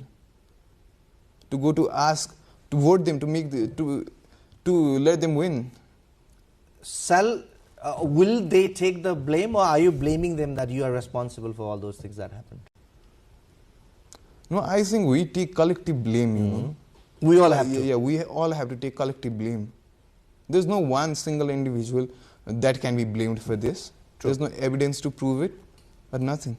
Your movement has been internationally seen and very closely monitored as well. And there has been a lot of blames at times as well of a foreign influence on that. Do you have anything to say on that? Well, now if I say it would all be, you know, a conspiracy. So I don't want to speak about conspiracy. If I have, you know, evidence, I would speak about it. But let's not talk about conspiracy here. My last question to you, Miraj. How do you inculcate hope in the people after all these things that have happened? Every 10 years, another revolution, another protest that changes the system, that asks for a change in the overall setup. How do you inculcate that pretty hope in the common people at this point of time? So the way I, you know, I and my generation give people hope is the protest we did it out of, you know, sheer emotion. Some were politically aware, yes, but you know, we could not keep the dissatisfaction to us anymore. We did it out of sheer emotion, very true emotion. So maybe, and also the age, you know, we're people from maybe not so corrupt age. As you grow older, maybe you get more corrupt, but we are very sacred or pure until now. And if educated young people, literate young people, politically aware young people, if they come forth and they keep agendas that are collectively good for the country, I think people are going to be hopeful towards us. So I think in that way, I think we're going to give people hope in the coming days. And the people should be hopeful and also be very wise when it comes to making decisions. That's pretty. Yeah, one thing I want to, you know, the current situation is people are very critical, but they are not hopeful. This is my, you know, my complaint with the society, or, you know, my complaint with the society, because they're very, very quick to label people. Somebody as young as me, you know, I get accused of so many things. Now, I urge people, Nepali people, to be hopeful and not critical all the time. You know, you have heard other people, you have, you know, trusted the older leaders to change the country. Trust us one more time, you know, or you don't trust and nobody is going to make the country. We have to be hopeful in order for the country to, you know, be prosperous. I think I urge that to Nepali people to be more hopeful than critical. Thank you for your time and your thoughts, Miraj. Good luck for your future plans. Thank you. Well, we're having a conversation in this episode of Declassified Beyond the Brave with Miraz Dhongana, a youth who became an icon overnight. Do keep us following on our website, nepaltelevision.com, our social media platforms. For the time being, from this episode of Declassified Beyond the Brief, it's me, Devendra, saying bye-bye.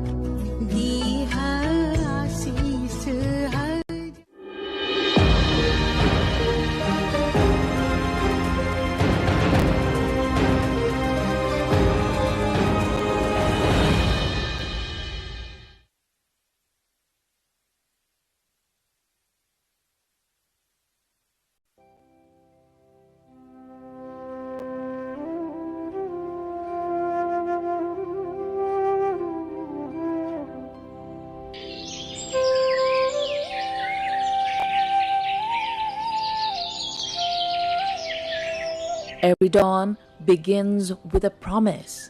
Light will return. For the people of Nepal, the sun is not just a star in the sky. It is an eternal witness to labor, to love, to loss, and to life itself.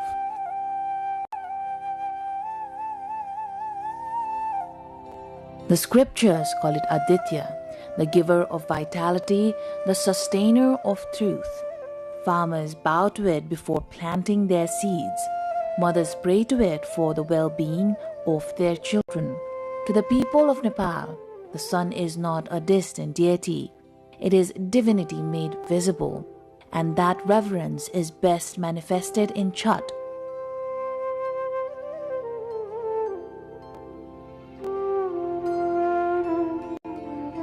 The festival where dwellers of the plains gather to thank both the rising and the setting sun. This Chhat festival is a Hindu Vedic festival which is not only celebrated in India and Nepal these days. It has transcended to all the frontiers. Previously, it used to be celebrated in India and Nepal only. But these days, the devotees who belong to Hinduism or from Islamic community, even they are celebrating abroad. Since this festival is the celebration of the nature and it promotes organic way of life, it promotes pollution-free atmosphere and environment, this festival has reached to all the walks of life, because it promotes equality. As you could see that the devotees at the same pond, no matter whichever caste or class they belong, they are considered to be equal. The roots of this festival lie deep in the ancient plains of Mithila, a cultural landscape shared by Nepal and India, where faith, soil, and sunlight have long shaped life itself. From its earliest mention in the Vedas to its celebration today, Chhath has journeyed through centuries and civilizations changing form, yet never losing its spirit of purity, discipline, and gratitude. It's a 5-day festival. The first day is called Marua Mas Barnai. Barnai means to refrain from. In that day, the devotees take a pledge to refrain from consuming non-vegetarian food and garlic and onion-made food items. And the second day is called Nahai Khai. In that second day, the devotees first take bath, then offer prayers to the sun god, and then consume pure food. The third day is called Kharna, and in that day, the devotees take fast till evening and break the fast with the prasada of kheer and banana. On the fourth day, we could see the Sandhya Arghya, that is evening prayers. All the prasada which is offered to the sun god, each and every prasada is offered to the sun god by standing in the waters. And the same thing is repeated in the fifth day, that is called Usa Arghya. Usa means the prayer for the rising sun.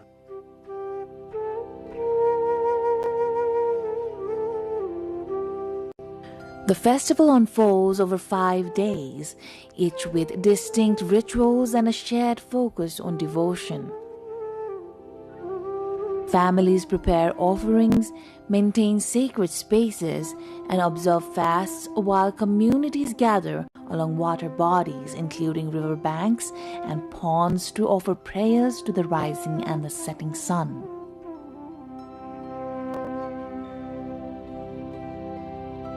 Women play a central role in organizing the rituals and guiding younger generations, while men and children assist in preparations.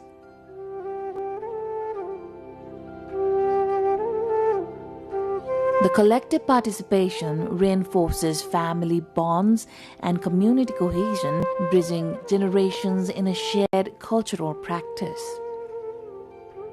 The women of our part of the world, they do rigorous fasting for the long life of their husband and children. They are at the central role in this festival. छठमा महिलाले मात्रै पूजा गर्ने होइन, पुरुषलाई पनि छठमा जो सुकैले पनि छठमा पूजा गर्न पाउनुहुन्छ.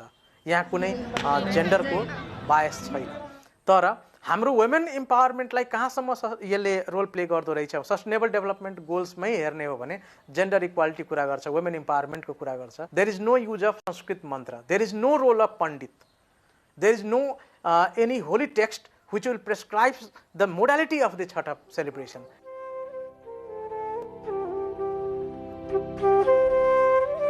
The festival emphasizes the cleanliness of rivers, ponds, and the banks, which are central to the rituals.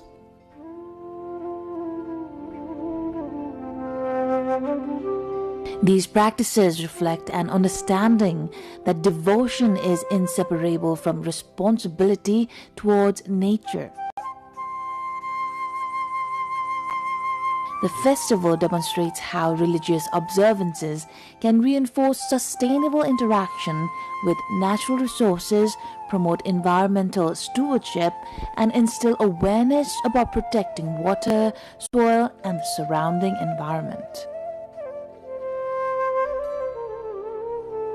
Once the Chhath festival concludes, we forget the messages which Chhath festival intends to give. Chhath talks about the pollution-free water bodies, the pollution-free sand, the pollution-free soil, and the pollution-free atmosphere. But the thing is that we often forget these messages. And the governments could uphold these messages if they could come up with certain policies while enlisting this Chhatha and or promoting this Chhatha festival in the UNESCO or in some other policy mechanism, they could draft some policies or they could draft some provincial laws which could enlist our water bodies as a natural body.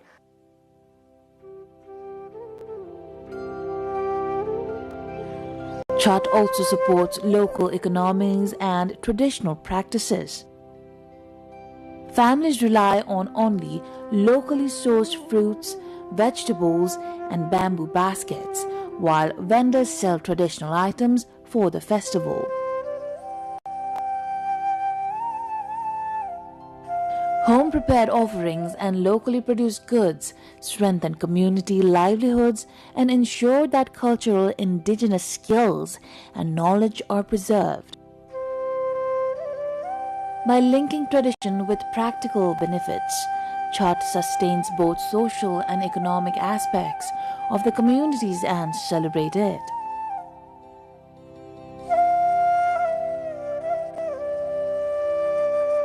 This festival could be used as a bridge to connect the people from all walks of life, to connect the people from hill and tarai, to connect the people from each and every community member. So this festival could emerge as a festival of social cohesion, and beyond this we could unite our community in a bond of equality and in a bond of community spirit.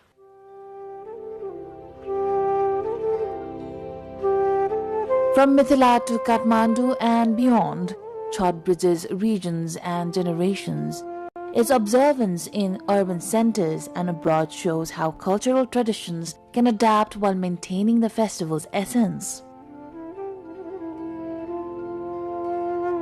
The rituals connect younger generations with their heritage and ensure the continuity of cultural knowledge. The festival continues to adapt to modern contexts while maintaining its historical roots, ensuring that the traditions and responsibilities it embodies remain relevant for future generations.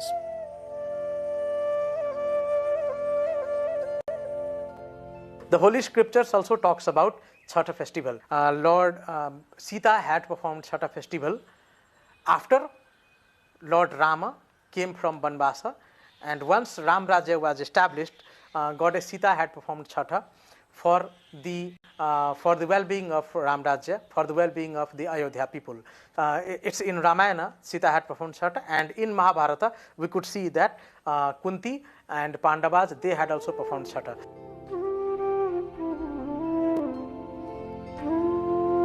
Practices become culture, good practices become religion, and Chhat reflects a tradition that transcends boundaries, uniting communities across the Mithila region. In the flatlands, where summer temperatures often exceed 40 degrees Celsius, the sun becomes both sustainer and foe. Yet, despite the intense heat, devotees endure fasting, prepare offerings, and perform rituals with unwavering discipline and reverence. In facing the sun in this way, they demonstrate resilience, faith, and a profound connection to nature, showing that devotion can persist even under the harshest conditions.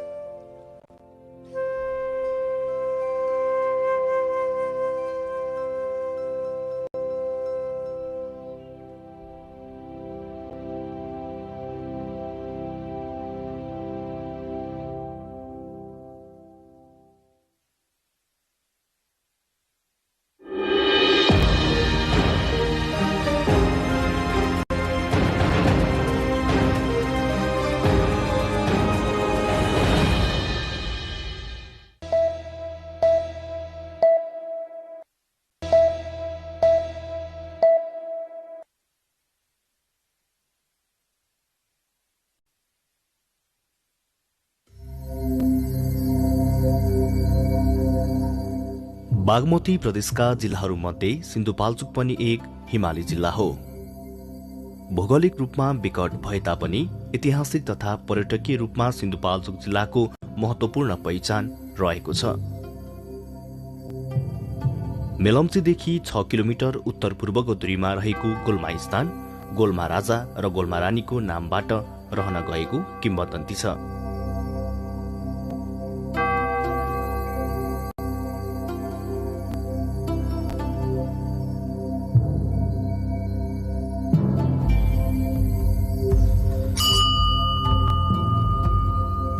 परापूर्वकालको इँटा, ढुङ्गे धारा, सुन बनाउने ढुङ्गा देख्दा जो कोहीलाई पनि वास्तविकताको अनुभूति हुन्छ। गोलमा स्थानबाट 2 किलोमिटरको दूरीमा अवस्थित सातधारा डुब्सेश्वर महादेव पवित्र धार्मिक स्थल हो, जसको महिमा प्रचार प्रसारको कमीले गाउँमै सीमित रहेको छ।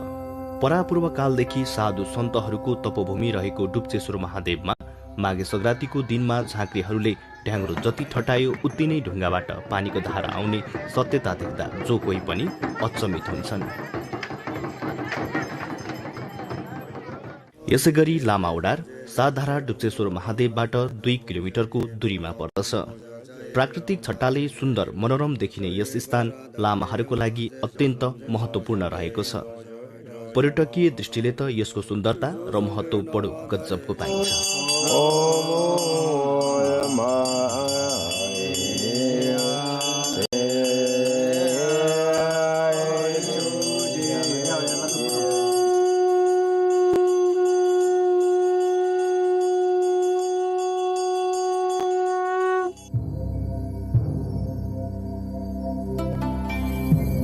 सिन्धुपाल्चोक जिल्लाकै विशाल खुलाचौर रहेको यो गुफा डाँडा पर्यटकलाई आनन्दित तुल्याउने एक प्रमुख स्थान हो, जहाँ सिन्धुपाल्चोक जिल्लाकै पहिलो विमानस्थल बनाउन सकिने सम्भावना रहेको छ। 77 वटै जिल्लाहरूको नाममा झण्डा गाडिएको यस ठाउँमा जिल्लाकै गौरवान्वित जलवायुको प्रतिमा रहेको छ।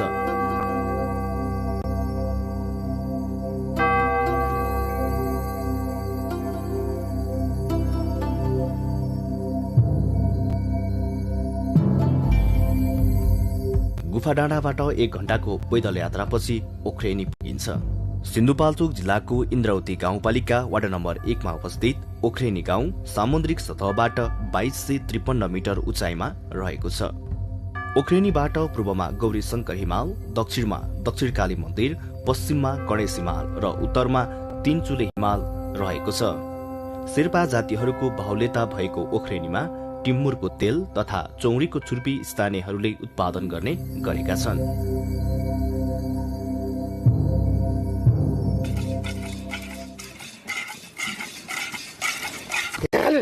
हलोको चलन अझै पनि देख्न सकिने सिन्धुपाल्चोक जिल्लाको पहाडको गर्भमा लुकेको अत्यन्त सुन्दर स्थान मध्ये ओख्रेनी एक हो।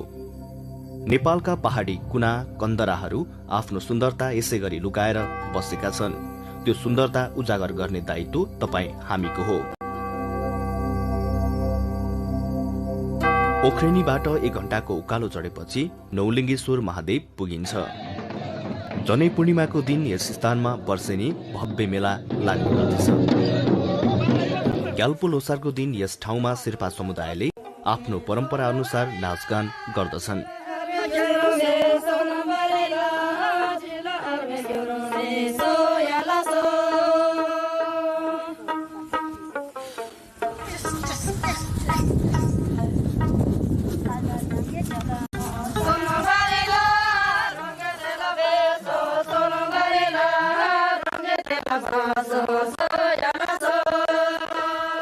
नौलिङ्गेश्वर महादेव छेउमा रहेको प्राकृतिक ढिकी भनेर चिनिने यस स्थान हेर्दा ढुङ्गा खस्न लागेको जस्तो देखिन्छ। हातले पनि हलाउन सकिने यस ढुङ्गा विश्वासै गर्न नसकिने गरी अडिएर बसेको छ। यो प्राकृतिक रूपमा बनेको ढिकीलाई हल्लाएमा मानसिक शान्ति तथा शारीरिक प्रफुल्लता बढ्ने जनविश्वास रहेको छ। हिमालको छेउमा अवस्थित सिन्धुपाल्चोक जिल्लाको उत्तरी भेगमा रहेको अति सुन्दर, आकर्षक, रमणीय र प्राकृतिक सौन्दर्यले भरिभराउ ओख्रेनी गाउँको छानामा रहेको प्राकृतिक ढिकी पर्यटकहरूको पर्खाइमा रहेको।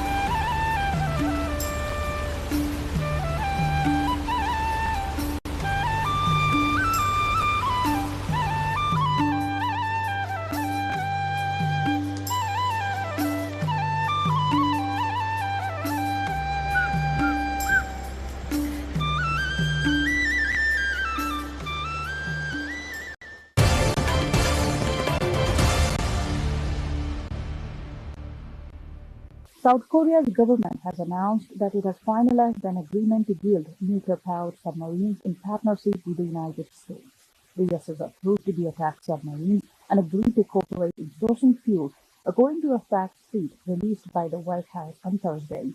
The agreement marks a significant step in South Korea's relations with the US and comes amid a period of growing tensions on the Korean Peninsula with the nuclear-armed North Korea and China to the west.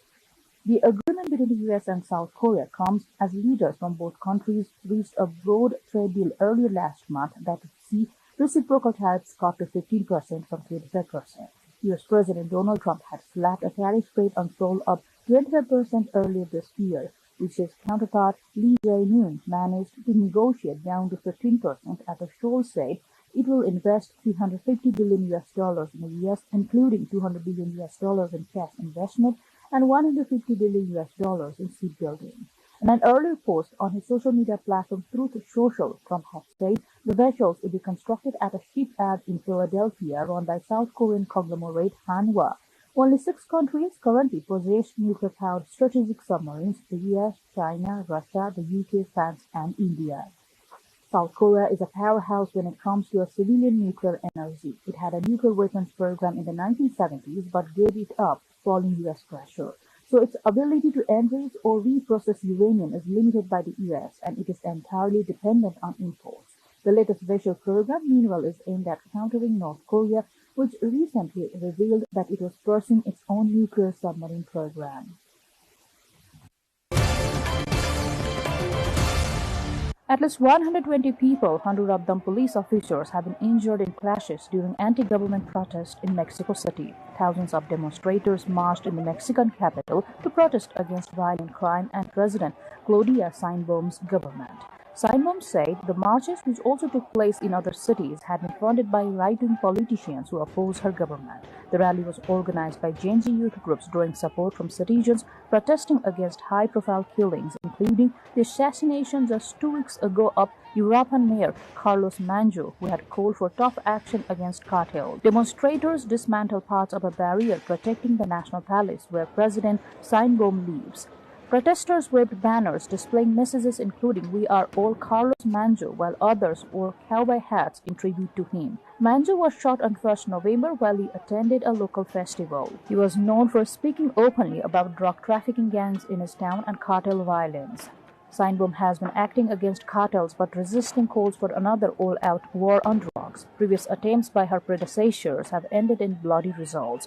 Days before the march took place, the president said the demonstration was being promoted by bots online. Sheinbaum retains approval ratings of 70% in her first year in office and has made inroads in clamping down on fentanyl trafficking, a key issue for her U.S. counterpart Donald Trump. But she has been criticized for failing to halt the violence gripping the country and is facing increased hostility from nearby countries.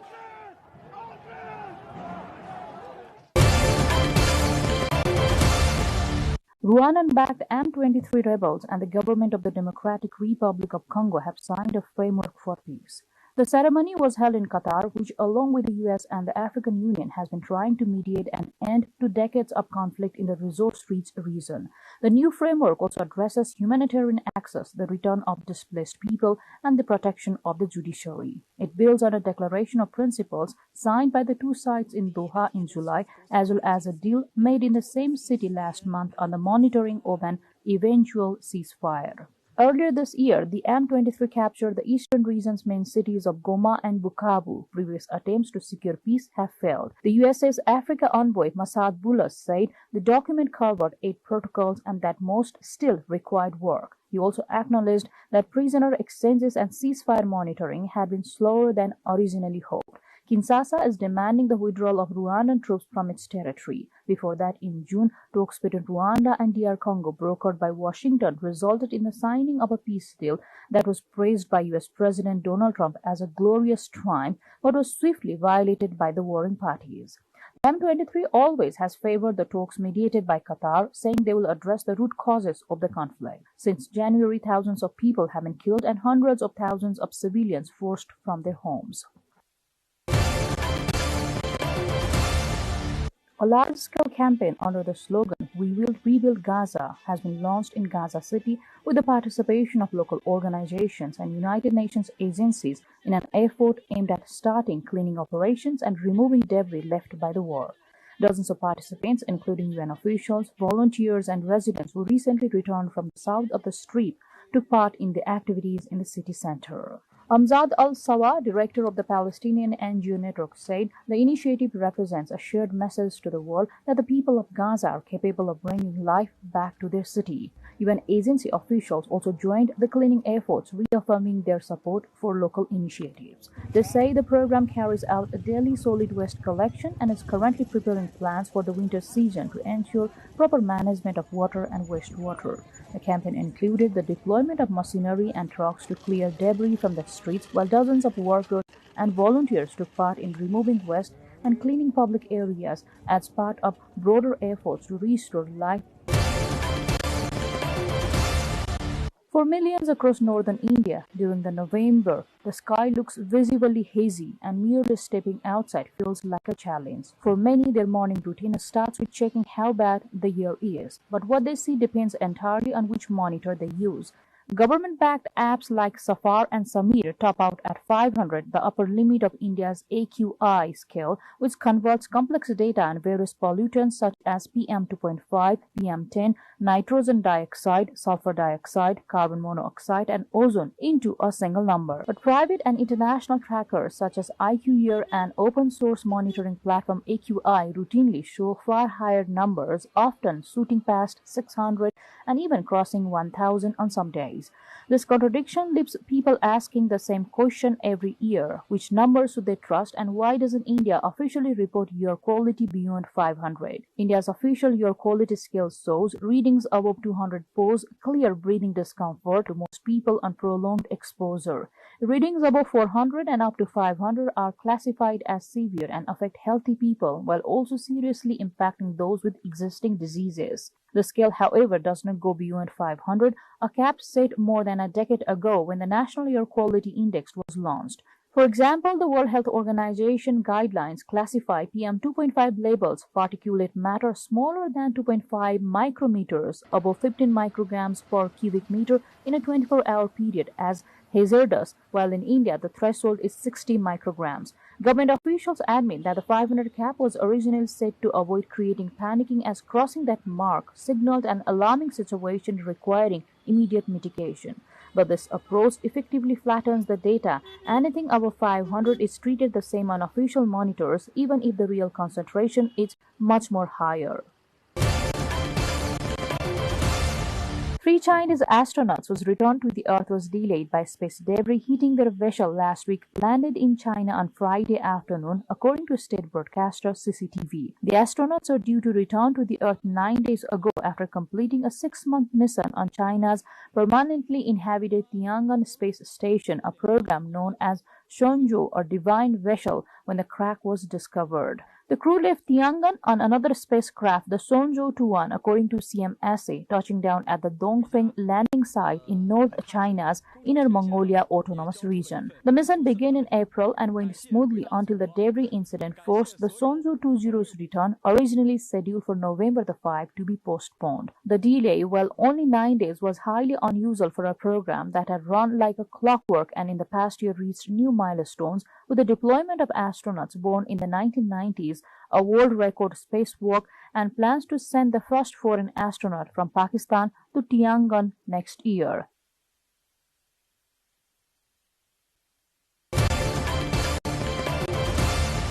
The traditional Vietnamese costume parade, named Parade of 100 Flowers, lightened the atmosphere in Hanoi's Old Quarter. The event not only celebrated the evolution of Vietnamese traditional attire throughout the history, but also highlighted the efforts of Hanoi's community in reviving a cherished Vietnamese heritage.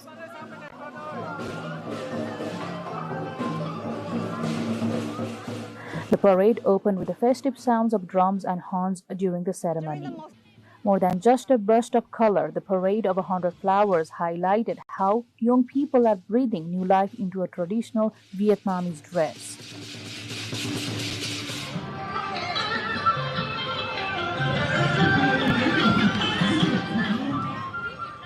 Each outfit and each step tells a shared story of history, identity, and the pride of a generation determined to preserve and celebrate Vietnam's cultural heritage.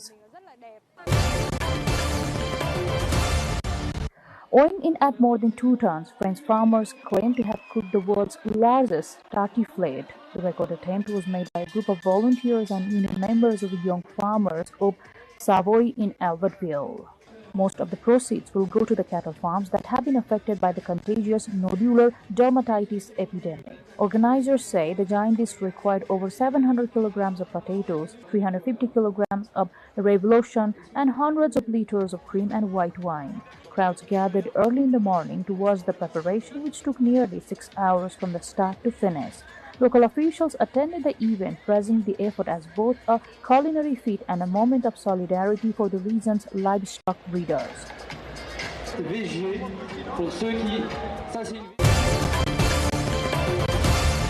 Top aerial athletes have come together for the Ultimate Aerial Obstacle Course, a groundbreaking 2-year project that pushes the boundaries of human flight. The ambitious initiative connects wingsuit flyers, skydivers, paramotor pilots, and aerobatic planes into one seamless airborne performance and filmed across 8 countries. The project combines precision, creativity, and teamwork, transforming the sky into a dynamic obstacle course where athletes navigate, spin, and weave through aerial challenges at breathtaking speeds. From coordinated formations in wingsuits to high-intensity aerobatics, every moment showcases the synergy between human skills and advanced aerial techniques. While filming completed across diverse landscapes and international skies, the Ultimate Aerial Obstacle Course promises to set new standards for extreme sports.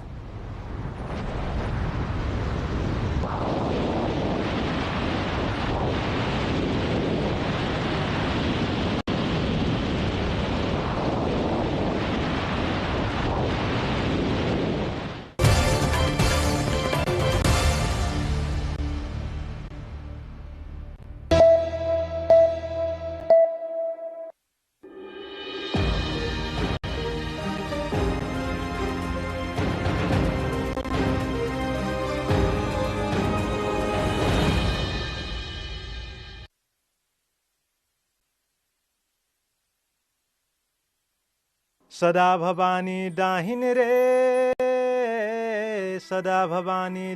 रे सिद्ध न करे Ganesh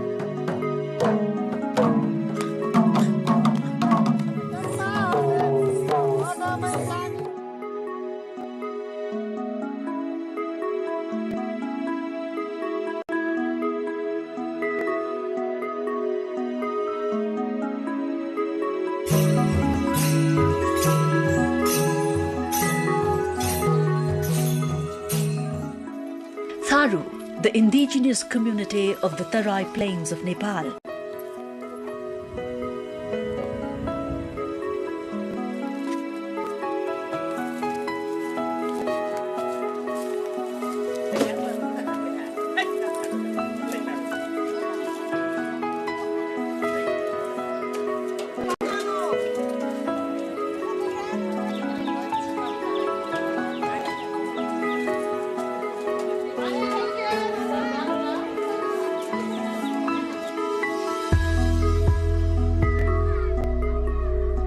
The Tharu community settled in the dense forests of Tarai and transformed it into a granary. The Tharu folk literature and folk cultural heritages reflect the prehistoric human civilization to the modern-day Tharu civilization.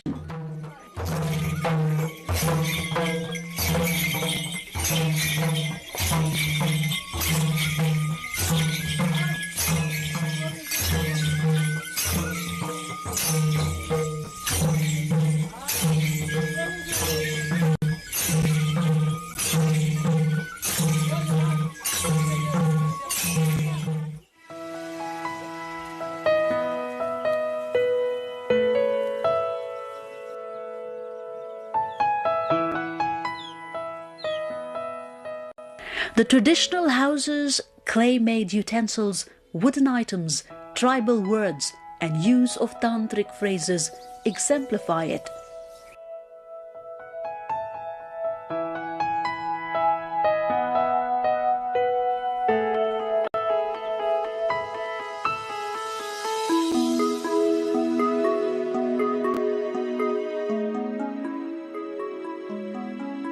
From Mechi in the east to Mahakali in the west and the Inner Tarai region, this community has dense presence.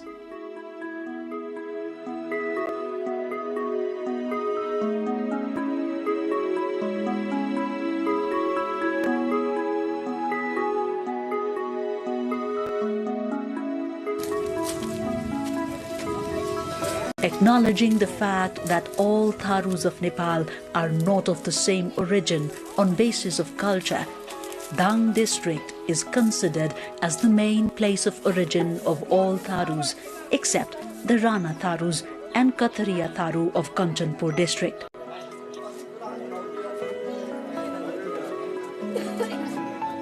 Western Tarai, though geographically not so big, can be taken as the Tharu Cultural Museum, as more than half of Tharu population of Nepal inhabit in this limited area.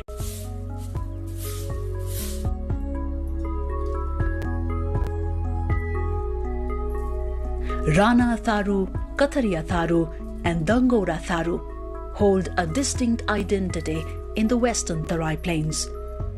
Above this, Dang Valley being the main origin of most of the Tharus, the Tharu culture here has preserved the cultural heritages of the overall Tharus of Western Nepal.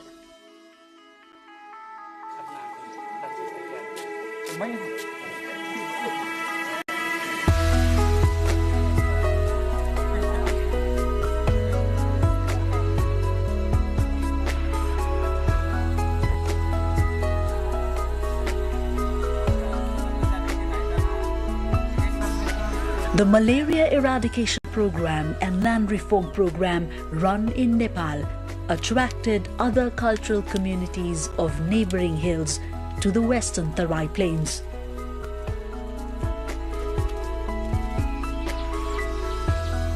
The Tharus living exclusively and independently with their cultural traditions opted to migrate to Banke, Bardia, Kailali, Kanchanpur and Surkhet Valley, with the increase of an ambience of coexistence with other communities.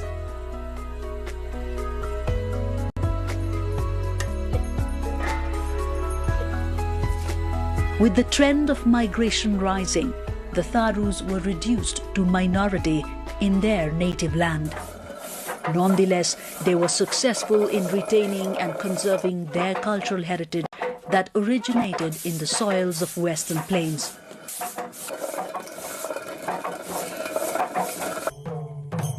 The lifelong folk dance, traditions and festivities are the examples of their cultural preservation.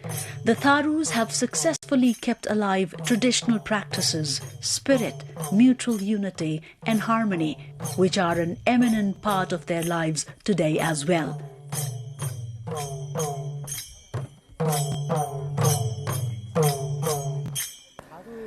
Tharus are the indigenous tribes of this place. We have our own typical cultural norms and values, including our own music and culture. Starting from the monsoon season, Tharus rejoice in their own cultural festivals that have their own traditional music. Agriculture is our main occupation, and we are known as hard-working people. Nepal is very rich in cultural diversity, but Tharu culture has its own uniqueness.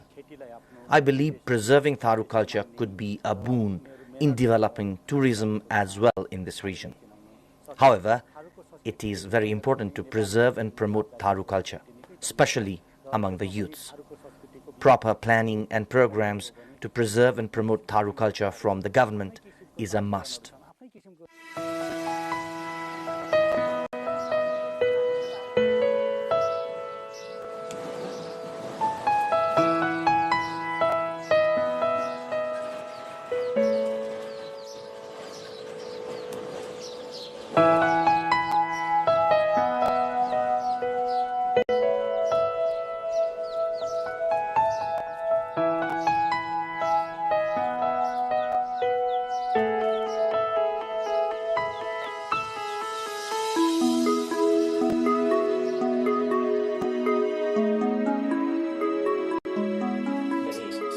Tharu festivals, culture, traditions and practices are special and significant. As the Tharus were able to retain their traditions, their cultures have become lifelong, which indeed reflects their originality. In the cultural perspective, every month holds significance for the Tharu community.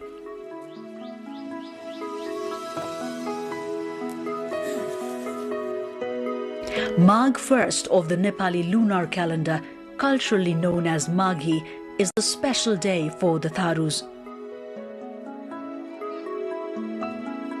Maghi is not only a festival for them, it is the beginning of a new fiscal year. A special acceleration and fervour infuses the homes of every Tharu during the Maghi festival. Mahatwa, or village leader, is elected on this very day in consensus of all sides based on work efficiency, aptitude and capacity. Resolving the problems of the village to the managerial aspects is the responsibility of the Mahatwa. Mahatwa actually is more an organization in a Tharu village than an individual. The village leadership is taken as a higher traditional practice in the Tharu autonomous ruling system. We normally play the role of a facilitator in mediating whenever there are disputes among people of our community. The Matau, or the local chief, has to take the lead whenever there are accidents like death in our community. Sometimes there are disputes between people of different villages. The Matau needs to take the lead in settling them as well, almost like a judge. On cases of land proportion division to Kamayas or the bonded leverers, people can give their opinion, but the final decision is taken by the Matau. In marriages also, the witness has to be the Matau. Later, if the couple has any problems, the Matau needs to be the one to settle their dispute. The village senior or Agua, on the instruction of Mahatwa, asks all the villagers to be present at Mahatwa's residence on the eve of Maghi.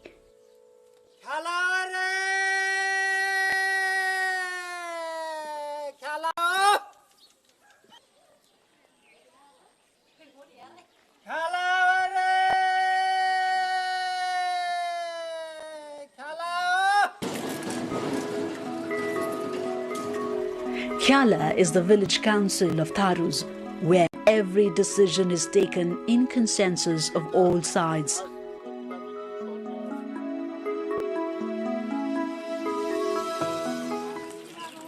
Tharus share a close bonding with nature, and their folk life exemplifies this connection. During the Maghi, they reach the jungles to pick the leaves and collect timber before dawn.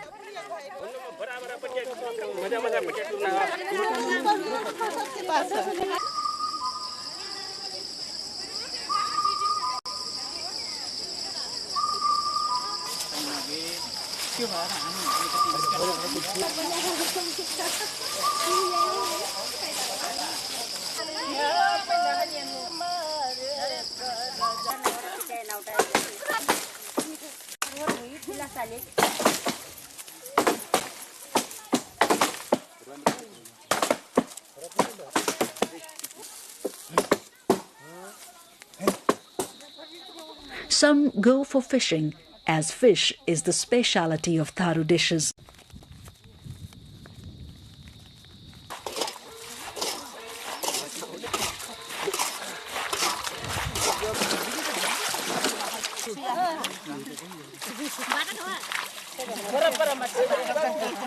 The male members of the community come together for preparing pork meat.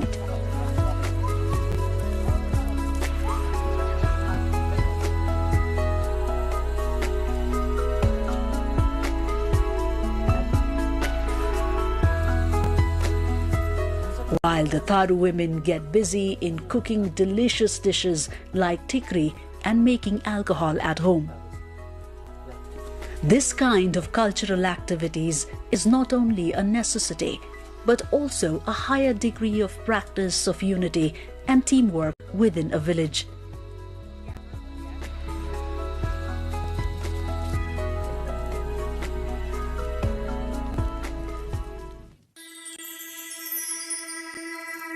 Magh 1st of Nepali calendar, around mid-January, or the day of Maghi festival.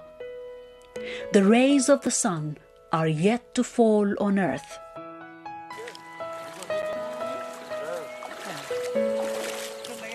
The riverbanks are crowded by people taking a holy dip.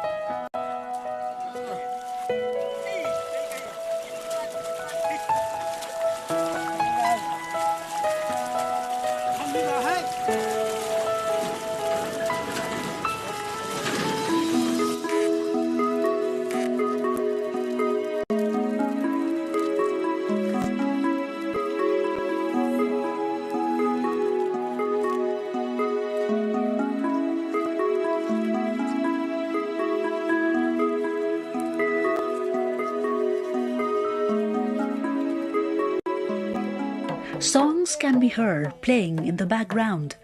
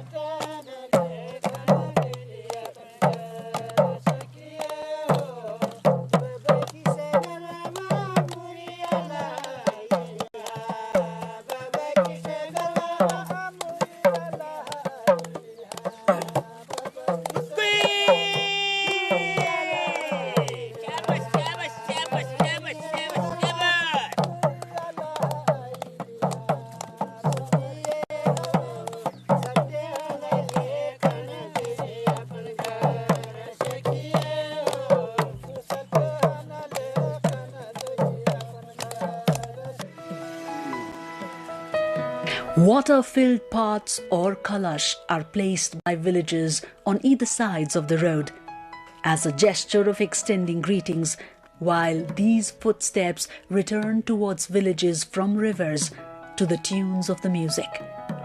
Sprinkling the holy water of kalash, a group of elderly reach the home of Mahatwa to extend greetings and for Maghi assembly.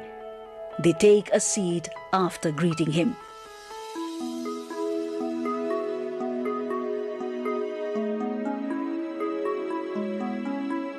Gardhuria, or the households, elect the new leader on this very day.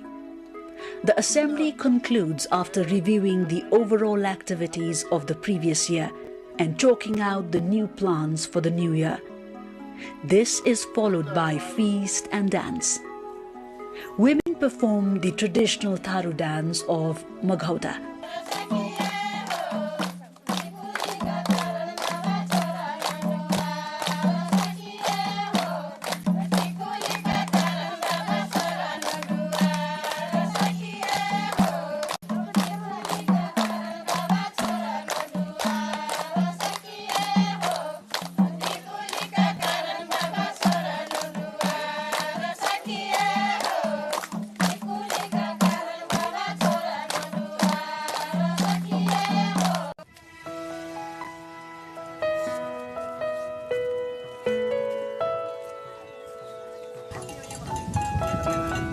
Maghi is soon followed by another festival, Hori, that falls on the Nepali month of Fagun around February and March.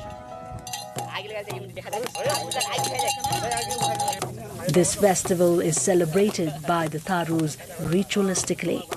Among the various rituals, the ritual of sparking fire after rubbing timber of Ganyari species reflects their primitiveness. The holy fire is using for lighting ablaze the pole.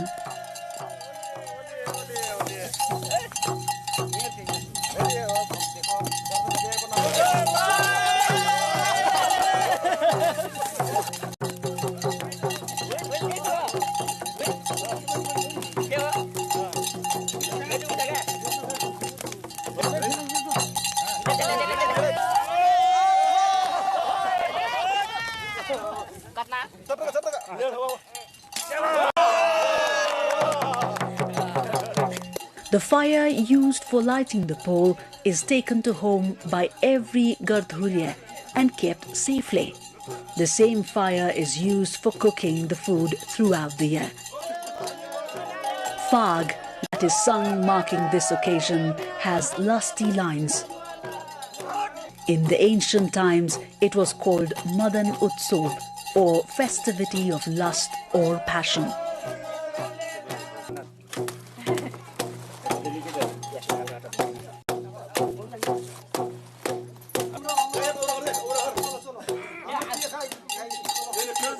Hence, the month of Fagun in the Nepali lunar calendar is a wedding month for the Tharus. Following the agreement by the family of the girl and the boy for their marriage, Tekoni, a ritual of give and take, is marked.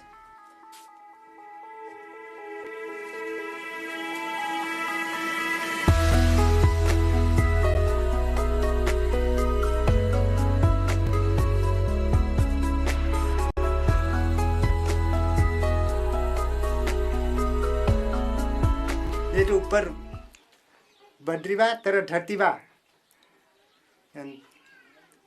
एक भी लौटबान नहीं करबे ना नहीं कर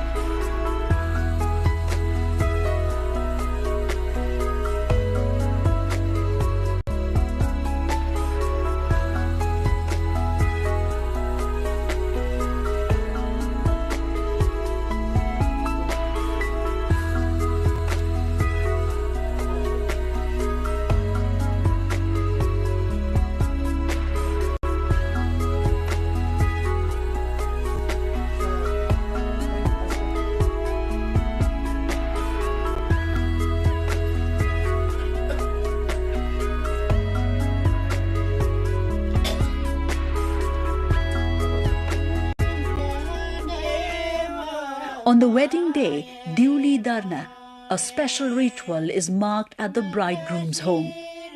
The Mahatwa robes a scarf on his head, which is called Pagya.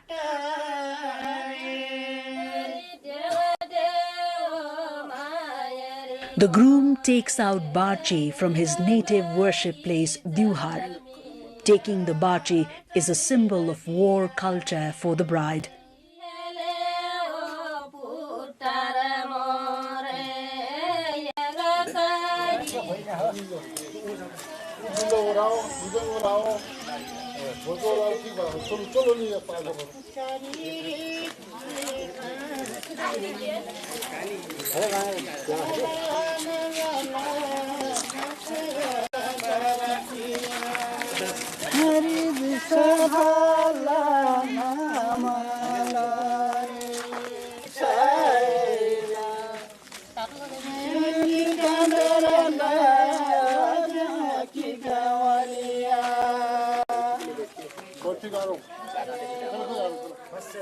While heading to the bride's home, the groom is offered sweet delicacies by his neighbors.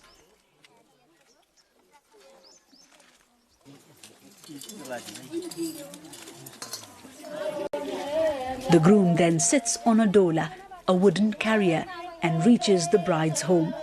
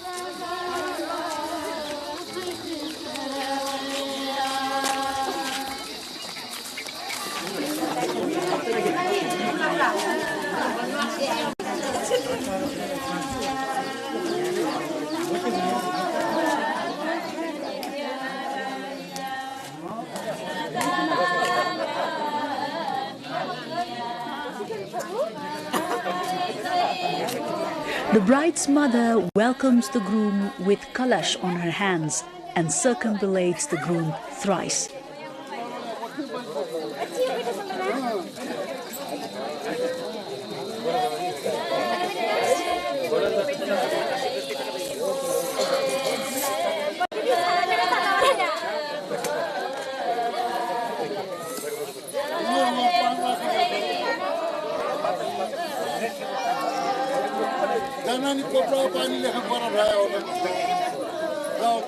The sister-in-laws wash the feet of the groom.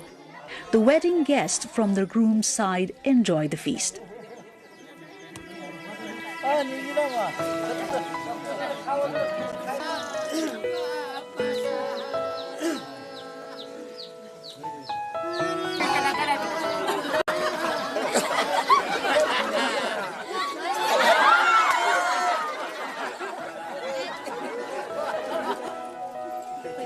Tears well in the eyes of bride as she is bidden farewell by her family members.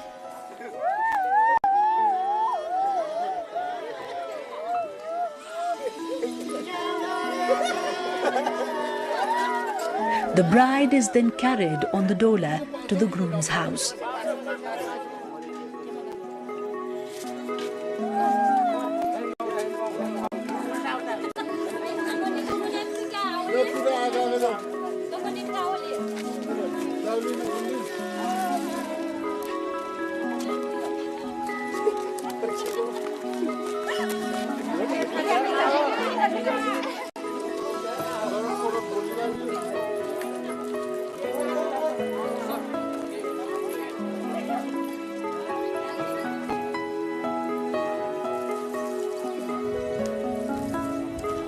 Bhojinya sprinkles rice grains on the yard.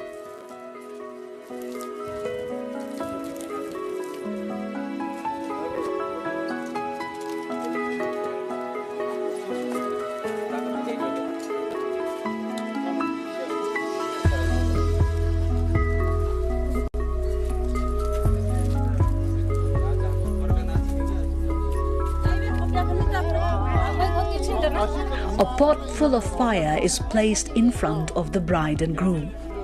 First the groom, then the bride steps on the fire and reach the duhar.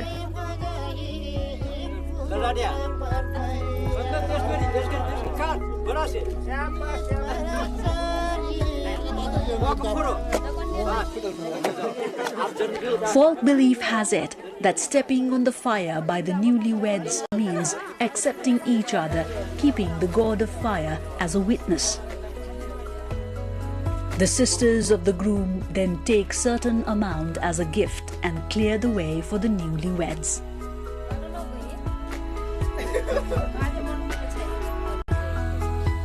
Bhojinya then receives them and collides groom's head with the bride's. Then she asks the bride to oil massage the groom's feet. After the feast, the celebration continues amid singing and dancing, performing traditional chokra and jhumra dance.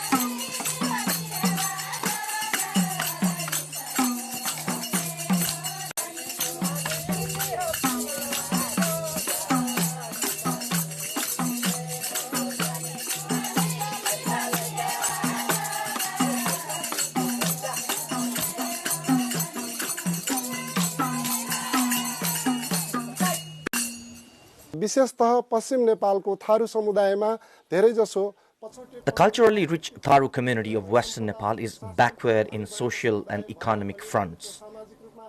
The government must come up with concrete programs to promote Tharu culture right from the local level to the international level. This can be a medium for the social and economic upliftment of the Tharu people. We have launched a campaign to preserve the cultural heritages of Tharu community in Dang, Banke, Bardia, Kailali, Kanchanpur and Surkhet districts.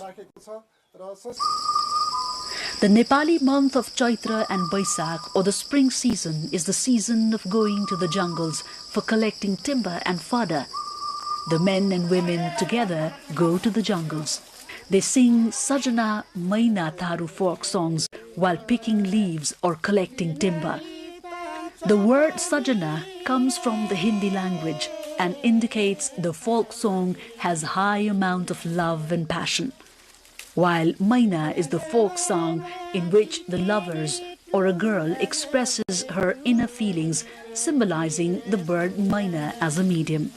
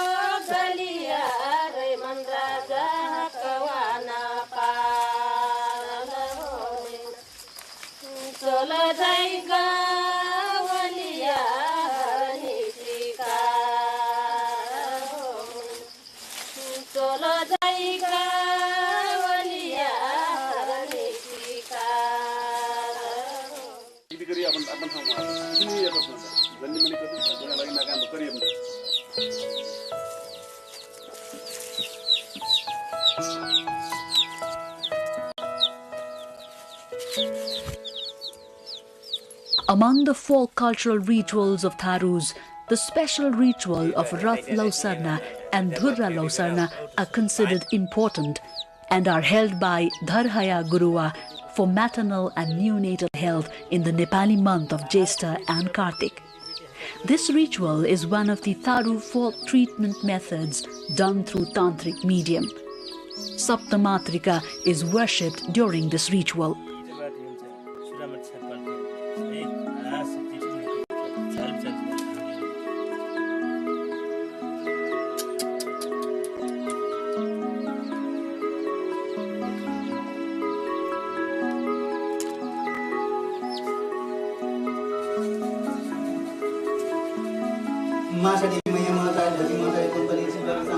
According to nature science, with the change in each season, the favorable and unfavorable effects of the seasonal change are seen in humans, animal, and the entire environment. Among the rituals carried out to protect oneself from those bad effects, Durya Guryai and Harya Guryai carried out annually are considered important worship rituals.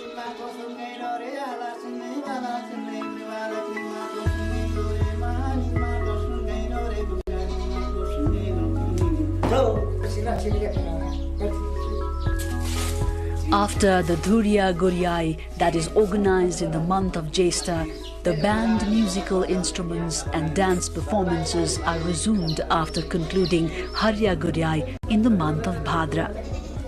The main priest, Deshbandhya Gurua, and his assistant, Keshoka Gurua, worship the main god and goddesses, Chavaharwa and Dahar Chandi, established in rural religious places, Bhuyarasthan, chanting mantras, wishing for good health and freeing environment of pollution.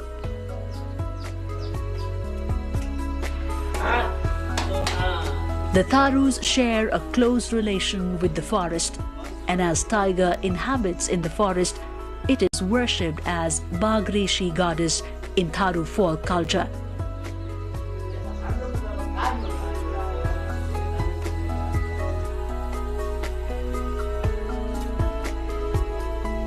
The Deshbandhya Gurua offer eggs as part of the ritual of Bagresi Devi. The Deshbandhya Gurua reinforces his faith towards rural gods and goddesses by performing fire dance, and he performs this dance through the help of Keshoka Gurua to awaken the gods and goddesses who are asleep from Durya Guryai.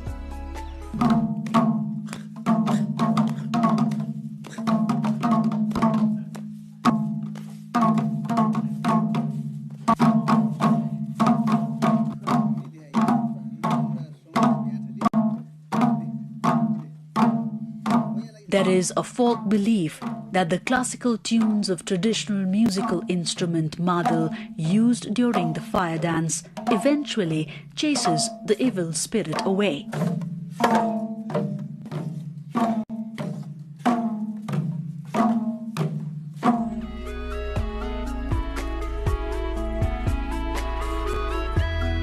Krishna Ashtami is another significant festival of the Tharus.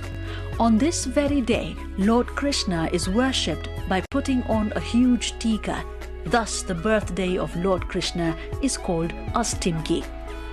Folk anecdote has it that the Tharu folk artists have this way depicted the story from Stone Age to the Dwapar Age through the paintings.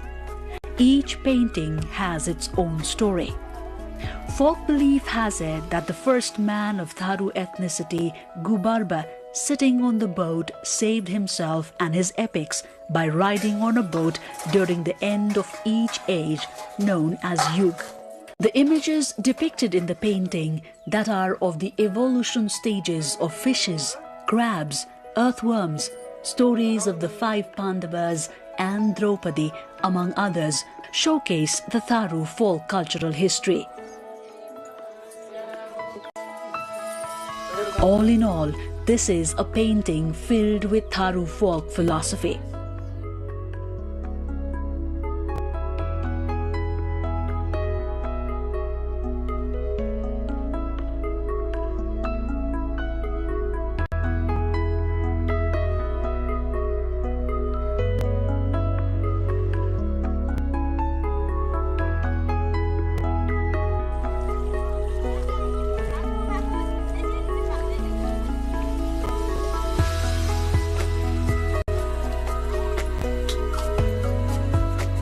Dasai or the Dashya is the other important festival of the Tharus. The Tharus have a tradition of holding special worships for the deceased ancestors during this festival.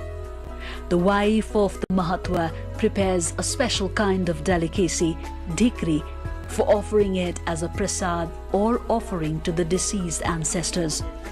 The Mahatwa at the worship place of his residence, Dewhar, offer these special delicacies to the deceased ancestors and the clan of gods and goddesses.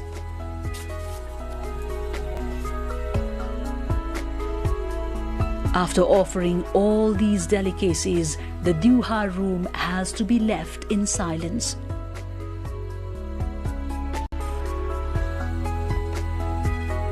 The sacrifice of a wax gourd is taken as an alternative to the existing practice of sacrificing since ancient age.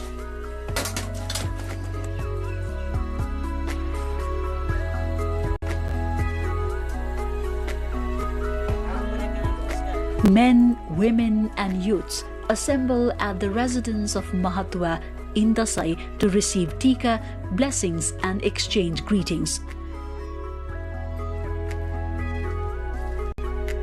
Tharus have a tradition of putting on a white tika, and it is taken as a practice that began when colors were not created and as a symbol of peace. There is a culture of performing Sakhya and Paya dance from Krishnastami to Dasai in the Tharu culture. In the Sakhya dance, the male members playing the madal play the role of Krishna, while the female dancers role play Radha. Therefore, this dance is performed in two forms, Giti along with a song and a Giti without a song.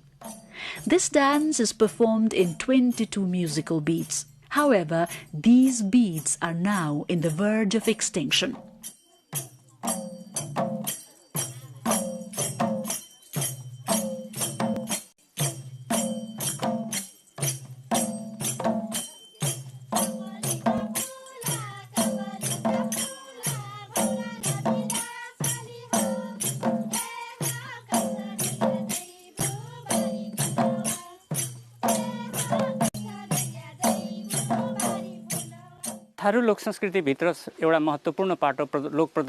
Demonstrative art is an integral part of folk Tharu culture. Sakhya and Panya folk dances performed during Dasai festival are some examples. It is believed that these folk dances have up to 22 different beats. However, today we hardly find musicians and dancers who can play or perform all these 22 different beats. Only limited beats are performed these days. This demands further research and preservation efforts. Likewise, the Tharu folk literature is equally rich in romanticism. They are found in abundance in Tharu folklores and songs.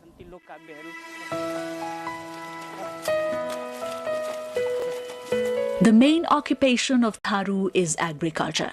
They enjoy in the fields and prefer to toil there. They seek the base of their livelihood through agriculture. They are pursuing their life ahead by being close to the nature.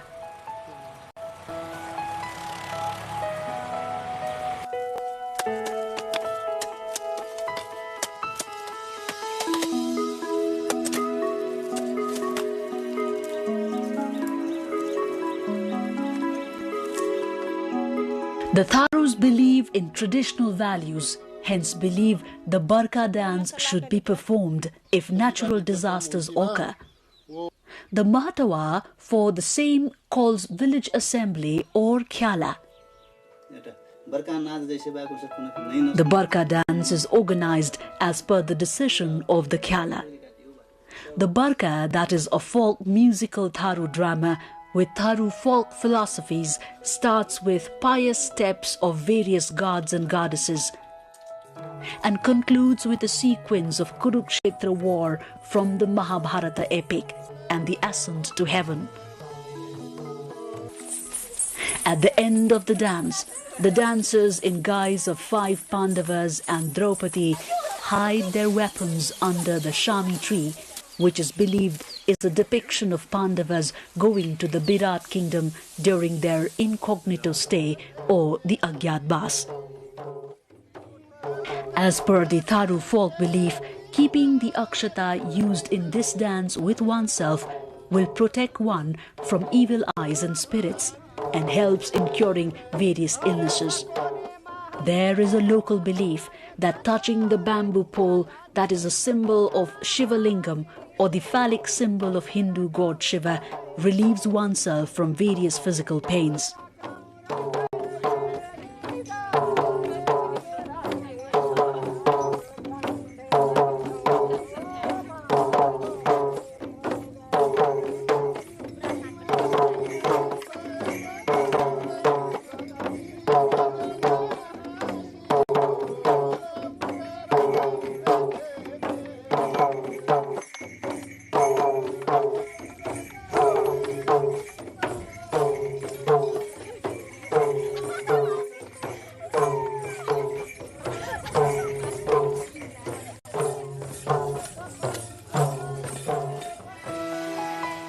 The Tharu culture that is based on self-identity is at present on the verge of extinction. A generation gap is developing between the older and the younger Tharu generation.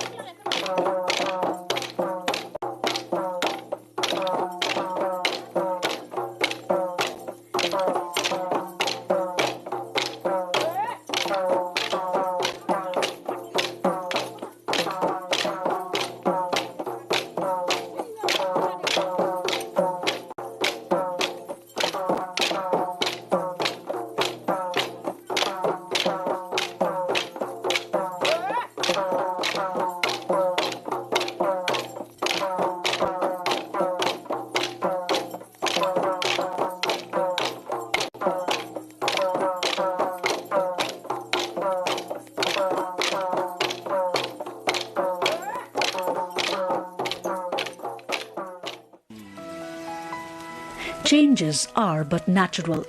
However, extinction of intangible cultural elements means loss of existence of self-identity, to which community concerned should be sensitive.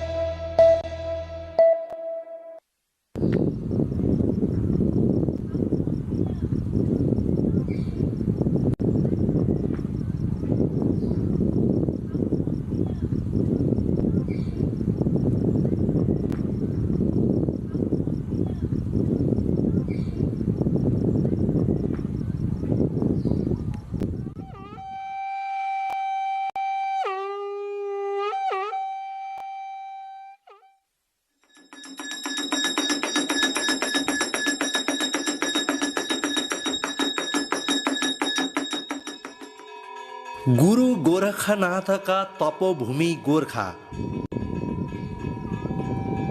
उनकै अनुयायी कन्फट्टा जोगीको रूपमा चिनिने नाथहरूले नाद बजाउँदै कार्तिक र चैत महिनामा राति लगाउने फेरी परम्परा।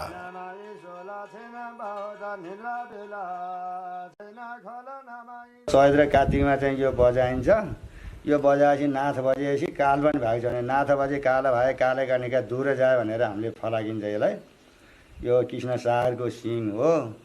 अब यो चैत र कार्तिकमा बजाएपछि भूत पिचास मरी मसान सबै टाढा जाओस् भागोस् भनेर राति राति हामीले यो काम गरेर हिँडेको हो।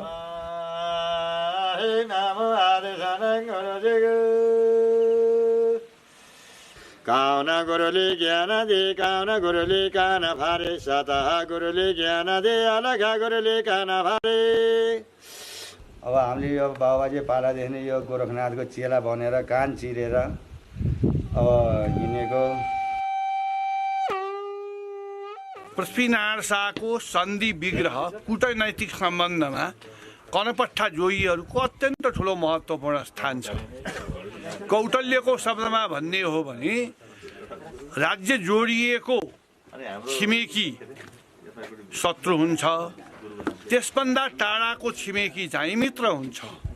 त्यसैले पृथ्वीनारायण शाहको लागि अथवा गोर्खाको लागि भनौँ 24 राज्यहरू शत्रु हुन् भने 22 राज्यहरू मित्र हुन्।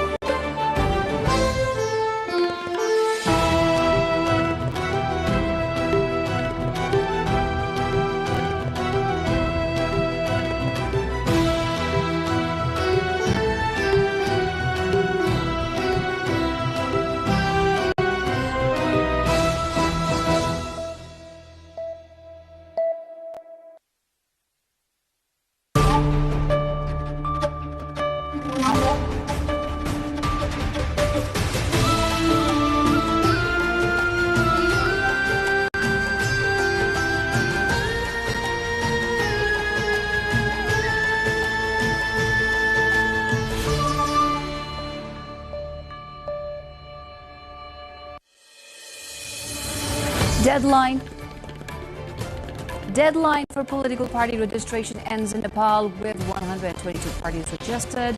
Government moves to grant voting rights to citizens abroad after years of delay.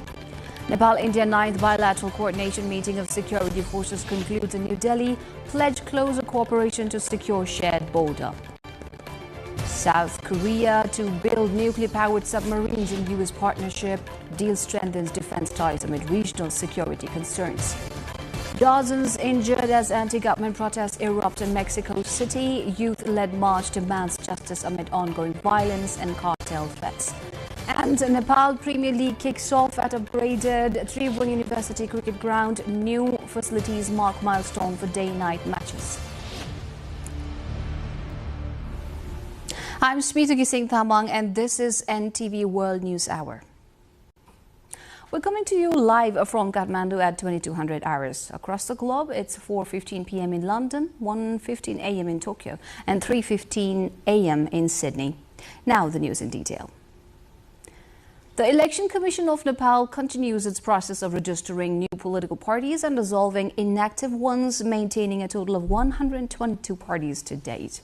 Spokesperson Narayan Prasad Bhattarai said that since the election announcement on September 13, 7 new parties have been registered while 7 older parties have been dissolved. Applications for new parties continue until today, with the Commission reviewing documents before issuing registration certificates.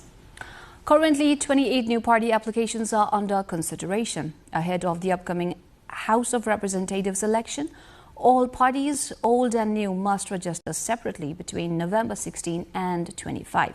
The Commission has already called for party registrations for the House polls on 5th March and the National Assembly elections on January 24, with by-elections filling 1/3 of National Assembly seats starting February 20.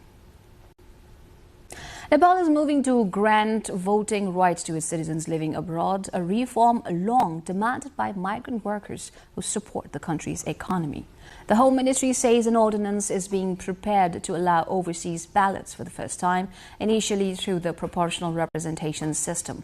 4 election laws must be amended before cabinet and presidential approval. Rights groups note that despite a Supreme Court order nearly a decade ago, millions of Nepalese abroad have been left without a political voice.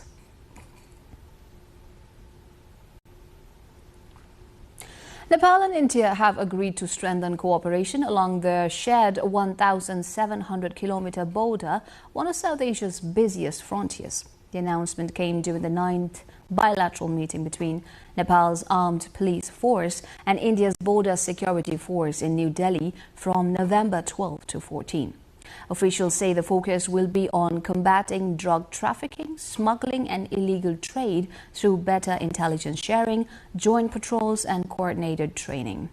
Both sides also reviewed progress on last year's commitments, aiming to stabilize border communities and enhance regional security. South Korea has finalized a landmark deal with the United States to build nuclear-powered attack submarines, with Washington providing support for nuclear fuel. The move strengthens military ties amid North Korea's nuclear ambitions and China's regional assertiveness. Only 6 countries currently operate such submarines, placing Seoul in an exclusive group. The vessels will be built at a Philadelphia shipyard run by South Korea's Hanwha, and the program is aimed at countering North Korea's expanding submarine capabilities. At least 120 people, including 100 police officers, were injured in anti-government protests in Mexico City. Thousands took to the streets denouncing violent crime and criticizing President Claudia Sheinbaum's government. Organized by Gen Z groups, demonstrators demanded justice for recent high-profile killings, including Uruapan Mayor Carlos Manso. Protesters dismantled parts of the barrier outside the National Palace, waving banners in his memory, highlighting ongoing public frustration over persistent cartel violence.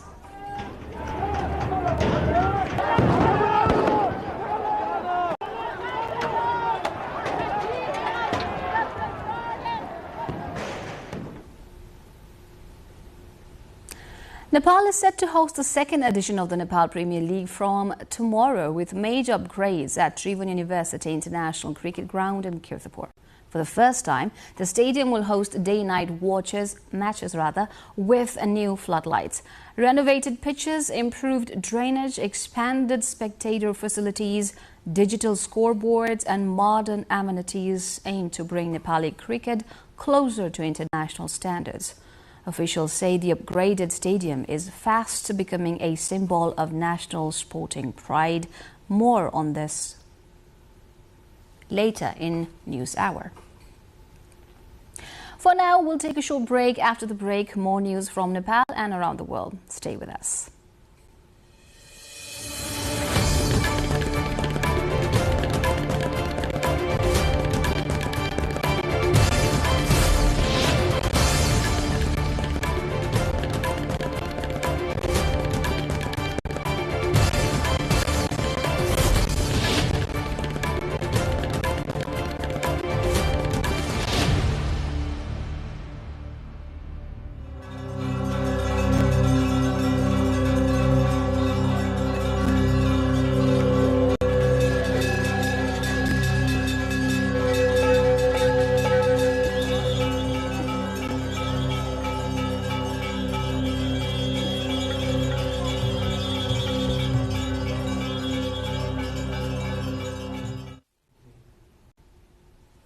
Welcome back.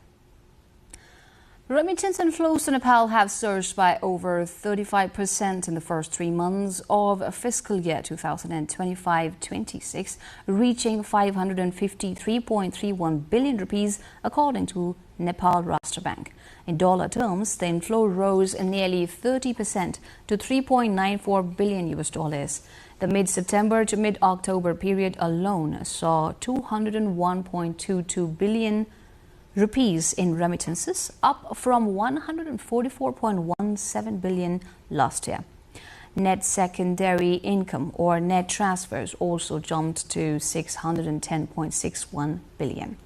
Meanwhile, the number of Nepali workers gaining approval for foreign employment continues to grow, with 123,459 first-time approvals and 77,257 renewals in the period, both showing significant year-on-year increases. Economists say these figures highlight the vital role of overseas workers in supporting Nepal's economy and household incomes.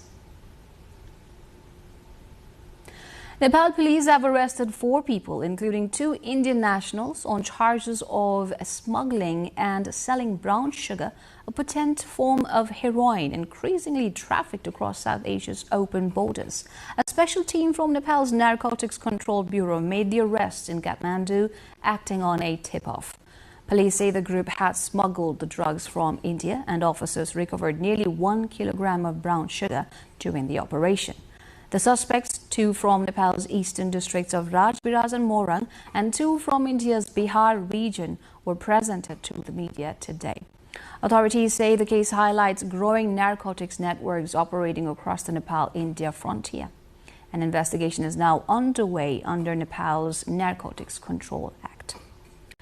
In Nepal's remote Jajarkot district, a mountainous region known for its rugged terrain and limited infrastructure, local government services are under strain after the district administration building collapsed during last month's earthquake.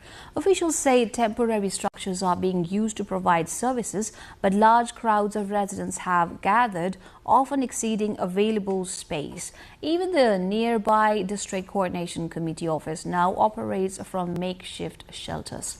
Authorities warn that the disruption highlights the urgent need for rebuilding critical infrastructure in earthquake-prone regions as communities struggle to access essential government services.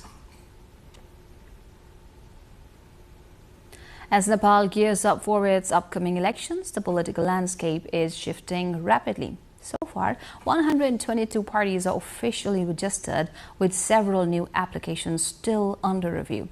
We look into this in our cover story of the day when we return from this break.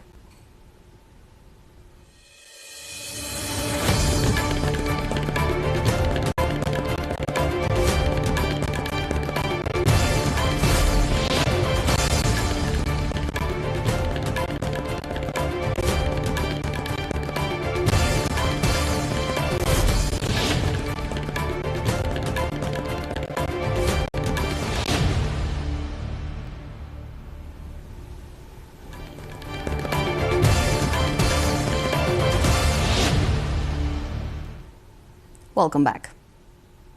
Nepal is witnessing a surge in political party registrations ahead of upcoming elections, with 122 parties now officially registered, according to the Election Commission.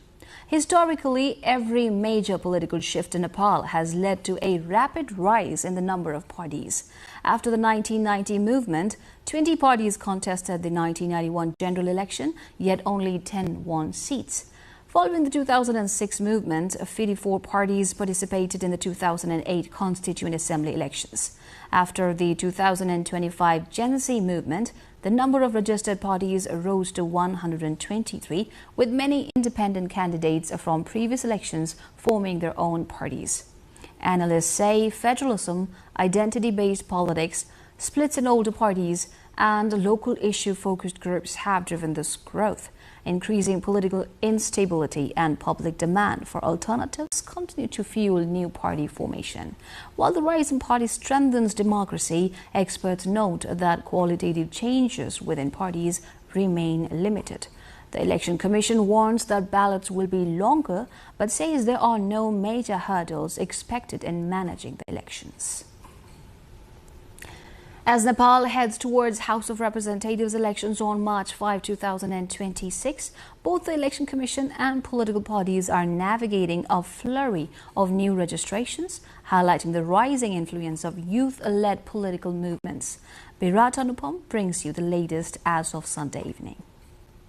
On August 12, 2025, a new political party, Ujalo Nepal Party, applied for the registration at Election Commission Nepal. For over 2 months, no other political party applied, but after October 29, registration activity surged. By November 16, 32 new political parties had submitted applications, though not all have received official registration certificates. 32 वटा त्यो अगाडि दर्ता भएको एउटा दलसहित जम्मा-जम्मी 33 वटा दल दर्ता भएकोमा हालसम्म 4 वटा दलले मात्रै आधिकारिक प्रक्रिया पुर्याएर उहाँहरूले प्रमाणपत्र लिएर जानु भएको छ.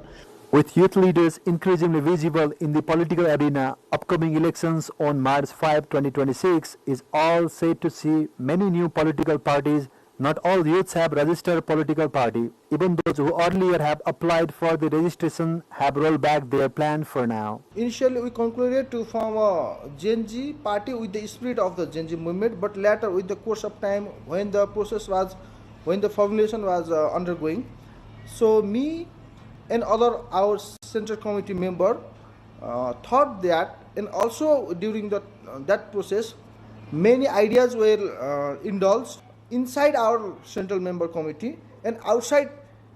All the approaches pushed us to not to register our own party, but to collab with the other bigger forces so that the spirit of the Gen Z movement remains united. According to the Election Commission's latest data, 123 political parties have officially obtained registration certificates. The Commission has extended the registration deadline by 1 week, which was originally set for November 16. Analysts suggest the rise of new and youth-led political parties could reshape Nepal's political landscape, challenging the dominance of traditional parties in the upcoming elections. After the Gen Z movement in Nepal, 32 political parties have applied for the registration in this Elections Commission of Nepal. That is a big number in a country that has 123 registered political party. With camera person Rasila Sreshta, Virat Anupam reporting for Public Service Broadcasting, NTV World, Kathmandu. Nepal's political landscape is being reshaped by a surge of new youth-led parties following the Gen Z movement, with debates heating up over granting voting rights to Nepalese living abroad. The country's transitional democracy is facing a new set of challenges. We spoke to Dr. Uddhav Pyakurel, Dean of the School of Arts at Kathmandu University, for his take on what this new normal means for Nepal. It's normal. I don't think that there is some unique thing, because I generally keep saying that, whatever political system or political party or government or governance system we try to see is largely reflection of my society. And the kind of individualism I have or you have, that is kind of holistic way of looking at society, and that social reflection could be in the political party or political system or even governance system. If you rely on that very statement, then you should not be expecting too much, going beyond your own social reality. Having said that, for me, whatever is happening, yes, we have too many expectations, but we expect these kind of corrections or reform from others without changing ourselves. Okay. With Nepal heading towards the March 5, 2026 elections, excitement is building across the country. We hit the streets to hear directly from voters on how they feel about casting their ballots this time.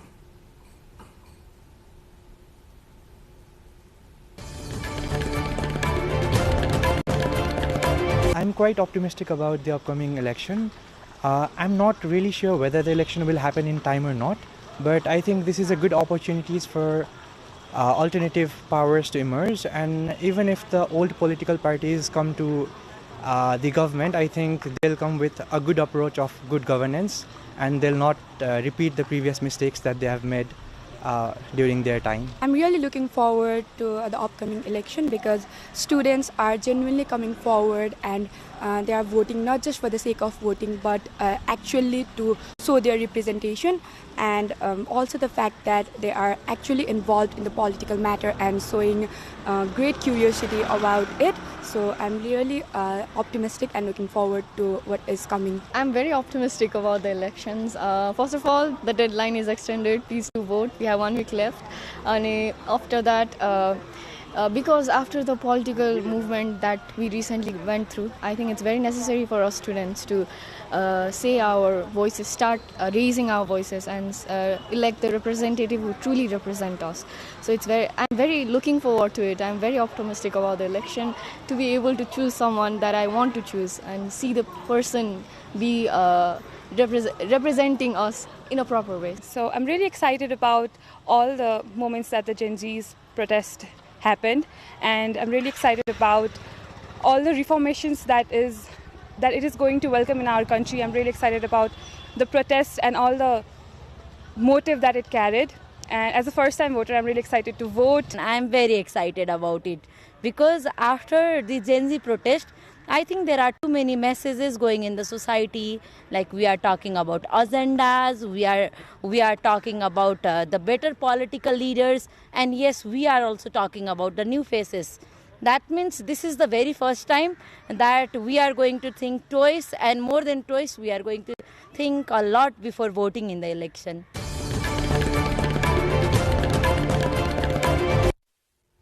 Nepal is accelerating plans to grant voting rights to its citizens living abroad, a reform long demanded by migrant workers who make up one of the country's largest economic lifelines.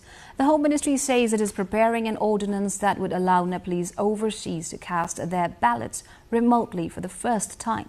The move follows recent nationwide protests that renewed pressure on the government to ensure broader electoral inclusion.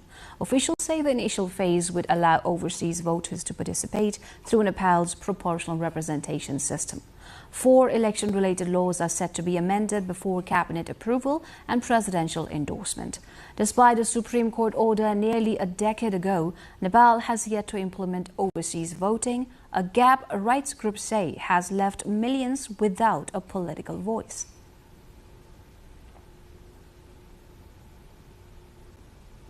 Hidden treasures in Nepal's Baglung district are finally stepping into the spotlight. This picturesque western region, famed for its temples, traditional architecture and rich cultural heritage, is now drawing both local and international visitors. New government investment in roads and promotion has made these sites more accessible, sparking a surge in tourism. Local communities are seeing tangible benefits with increased footfall, boosting business and creating new income opportunities. Authorities say showcasing Baglung's spiritual and cultural landmarks not only helps preserve Nepal's heritage, but also aims to put this scenic district firmly on the world tourism map. In Nepal's remote Taplejung district, high in the Himalayas near the Kanchenjunga base, a new agricultural experiment is bearing fruit literally. For the first time in the village of Gunsa, Italian apple varieties like Fuji and Golden Delicious have successfully grown in test orchards. The initiative, a collaboration between local farmers, Swiss experts and the Putali Support Project, uses sustainable farming methods, including organic biodiversity practices, to boost pollination and soil fertility. Early taste tests show promising sweetness levels, giving farmers hope for a new source of income. Officials say the successful high-altitude apple farming could transform agriculture across Nepal's eastern Himalayas, opening doors for economic growth while preserving the region's unique environment. This is NTV World and you're with News Hour. Before looking into the international headliners, we'll take a quick recap of the headlines.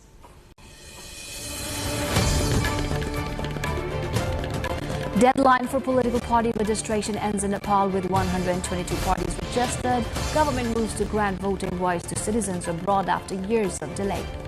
Nepal-India 9th bilateral coordination meeting of security forces concludes in New Delhi. Pledge closer cooperation to secure shared border. South Korea to build nuclear-powered submarines in U.S. partnership. Deal strengthens defense ties amid regional security concerns.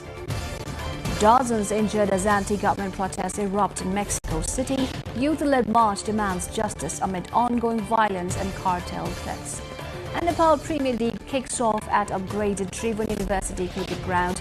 New facilities mark milestone for day-night matches.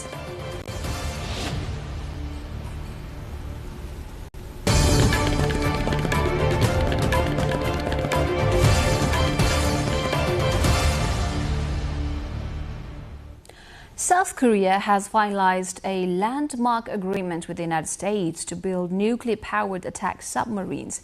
The deal approved by Washington includes U.S. cooperation in sourcing nuclear fuel. The move strengthens military ties amid rising tensions on the Korean peninsula, with North Korea's nuclear ambitions and China's regional assertiveness in the background. Only 6 countries currently operate nuclear-powered strategic submarines, placing South Korea in an exclusive group. The agreement follows last month's U.S.-South Korea trade deal, which lowered tariffs from 25% to 15% and is expected to see the vessels built at a Philadelphia shipyard operated by South Korean conglomerate Hanwha. Seoul says the program is aimed at countering North Korea's expanding submarine capabilities. At least 120 people, including 100 police officers, were injured in clashes during anti-government protests in Mexico City. Thousands took to the streets Saturday, calling out violent crime and criticizing President Claudia Sheinbaum's government.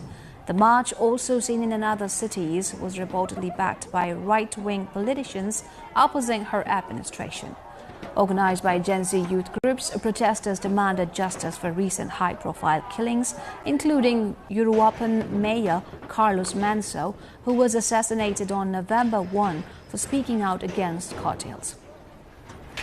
Demonstrators even dismantled parts of the barrier outside the National Palace, waving banners reading, "We are all Carlos Manso," in tribute. While Sheinbaum has taken action against cartels, critics say she has stopped short of an all-out war on drugs, leaving Mexico grappling with persistent violence. The UK is set to overhaul its asylum system, with Home Secretary Shabana Mahmood calling the crackdown on illegal migration a moral mission. Under the new plans, people granted asylum may have to wait 20 years before applying for permanent settlement, with their refugee status reviewed regularly. Those deemed able to safely return to their home countries could face repatriation. Mahmood said illegal migration is tearing the country apart. Opposition leaders have weighed in, with Conservatives promising rapid deportations and Liberal Democrats urging the right for asylum seekers to work. The proposals are expected to spark debate on the balance between security, humanitarian protection, and human rights.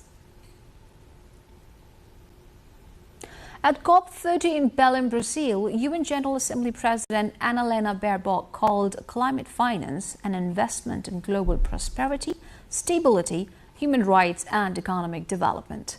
Opening the third high-level ministerial dialogue on climate finance, UNFCCC Executive Secretary Simon Stell said climate finance is the lifeblood of climate action, turning plans into progress. He noted that public and private funding for clean energy and resilience is growing, but still falls short.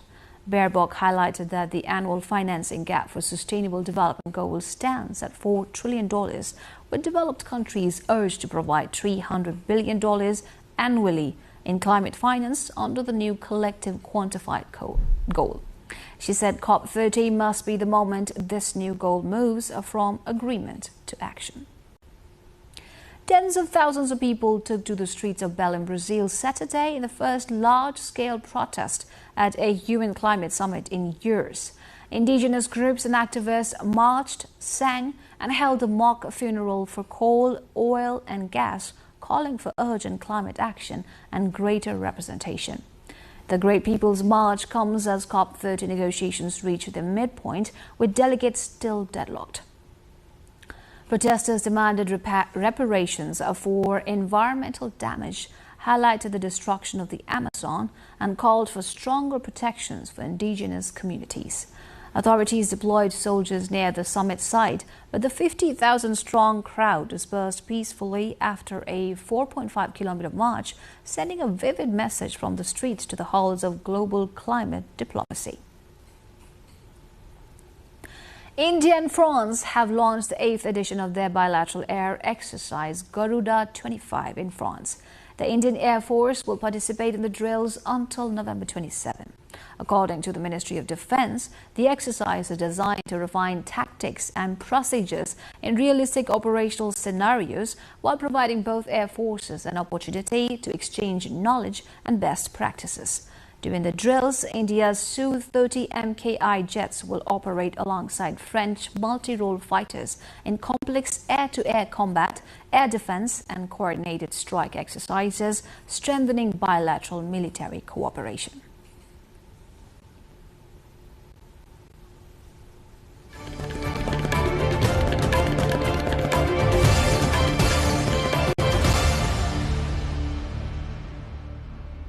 A short break here. When we come back, we will have the business news of the day.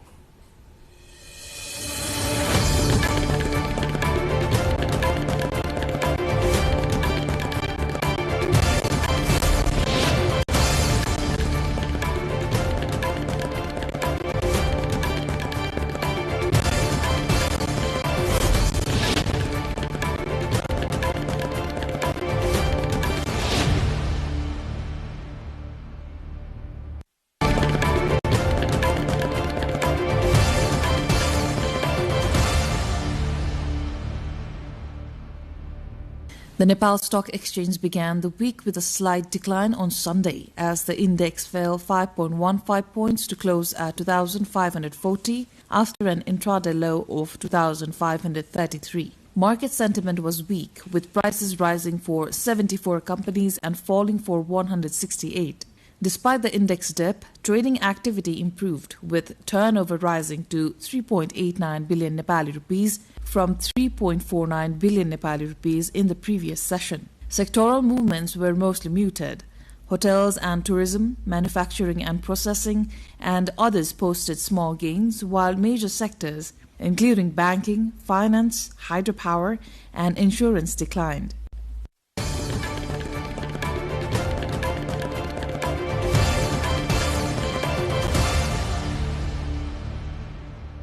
Nepal Telecom has announced a full waiver of fines on outstanding bill payments up to the fiscal year of 2025-26, provided customers clear their dues by February 12, 2026. According to a notice issued by the company's Central Revenue Department, subscribers have been granted a 3-month window from November 17 to February 12 to settle their pending balances. The country's largest telecommunications provider has said that the initiative aims to give customers an opportunity to regularize their accounts and continue using its services without penalty. However, the company has also issued a strong warning. Customers who fail to clear their dues by the deadline will be blacklisted, and their names may be published on the company's website and in national newspapers. Once blacklisted, users may face restrictions in GSM mobile networks, fiber internet, digital TV, and a range of other communication services. Nepal Telecom is urging all concerned customers to take advantage of this limited time waiver and avoid further action.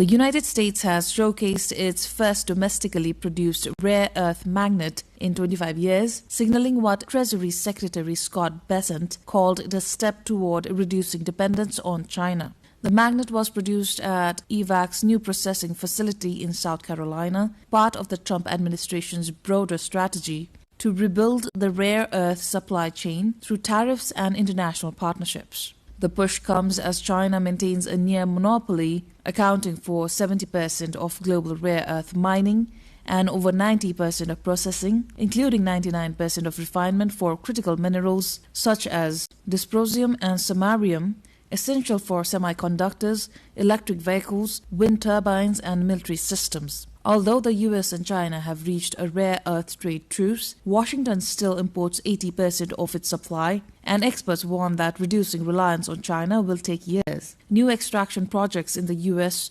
Australia, Japan, Cambodia, and Ukraine remain in early development. The Pentagon has increased its role, becoming the largest shareholder in MP Materials, operator of the Mountain Pass mine in California, with plans to build a mine-to-magnet facility producing components for F-35 jets, drones, and submarines. Despite deposits in the US and Canada, North America's estimated resources remain far smaller than China's, underscoring the difficulty of shifting supply chains. The U.S. Interior Department said that it is prepared to make direct investments in critical mineral companies to accelerate progress.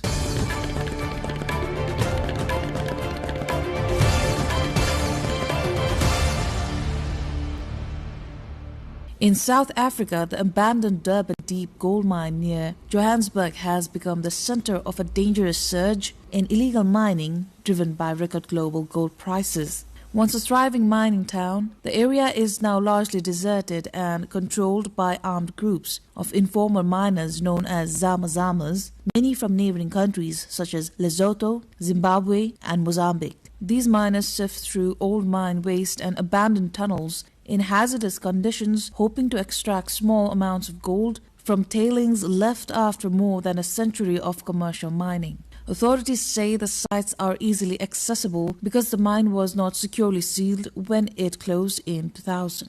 According to NGOs, illegal operations may account for as much as 30% of South Africa's gold output, with much of the metal believed to be smuggled to the UAE.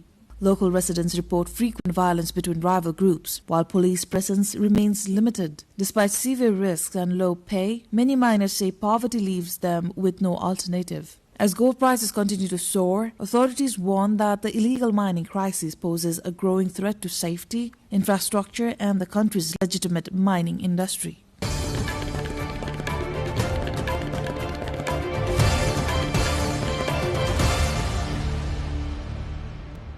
69 schools in the Australian Capital Territory will be closed on Monday after coloured place sand was recalled over asbestos concerns. The recall, issued by Kmart and Target, followed tests showing traces of asbestos in some samples. The ACCC says the risk of airborne or inhalable asbestos is low. ACT Education Minister Yvette Berry said that inspections across affected schools may take several days, though all air tests so far have shown no airborne asbestos.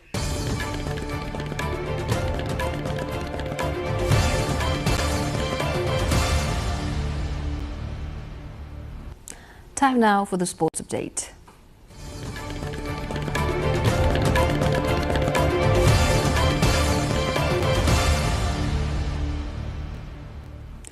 Nepal is set to host the second edition of the Nepal Premier League from tomorrow, with major upgrades transforming the Tribhuvan University International Cricket Ground in Kirtipur into one of the country's most modern sporting venues. For the first time, the stadium will host day-night matches thanks to newly installed floodlights, a milestone for Nepali cricket.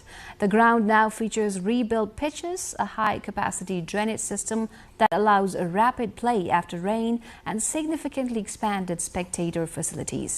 Digital scoreboards, medical stations for players and fans, improved washrooms, food courts and multiple emergency exits have also been added. Cricket officials say the improvements bring Nepal closer to meeting international standards, while fans believe the upgraded stadium is becoming a symbol of national sporting pride.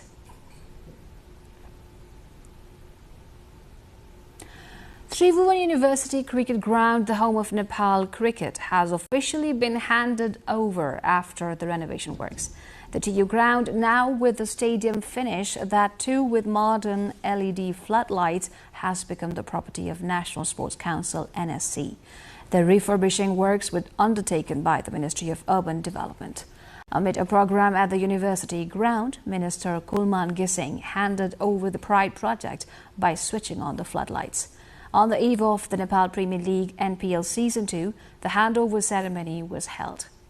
Under the first phase, the ground has been equipped with 10,000 seats for spectators and 6 floodlight pole LED lights have been completed.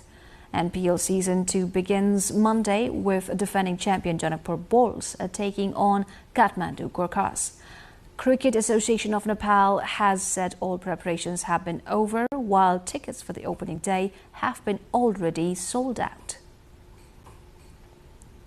FIFA says it is intensifying action against online abuse, targeting players and match officials, reporting a sharp rise in harmful content across major tournaments. Marking the International Day for Tolerance, the organization revealed that Social Media Protection Service has flagged more than 30,000 abusive posts this year alone, and over 65,000 since the tool launched in 2022. So far in 2025, 11 individuals across 7 countries have been reported to police, with 1 case sent to Interpol. FIFA has also begun blacklisting offenders, blocking them from buying tickets for future events. The monitoring system deployed at competitions, including the expanded Club World Cup in the United States, uses technology and human review to filter racist, discriminatory and threatening messages in real time.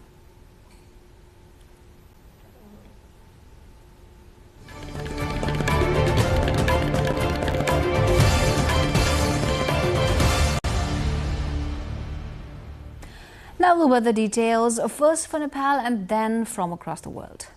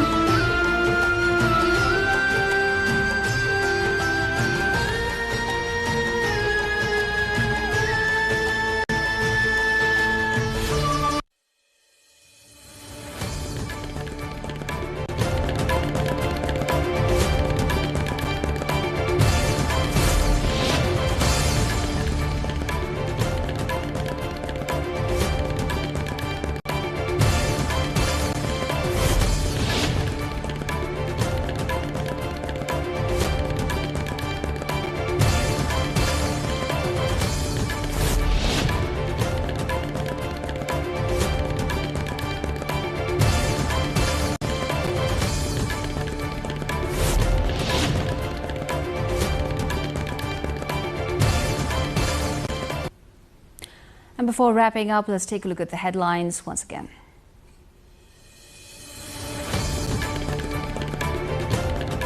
Deadline for political party registration ends in Nepal with 122 parties registered. Government moves to grant voting rights to citizens abroad after years of delay. Nepal-India 9th bilateral coordination meeting of security forces concludes in New Delhi, pledged closer cooperation to secure shared border. South Korea to build nuclear-powered submarines in U.S. partnership. Deal strengthens defense ties amid regional security concerns.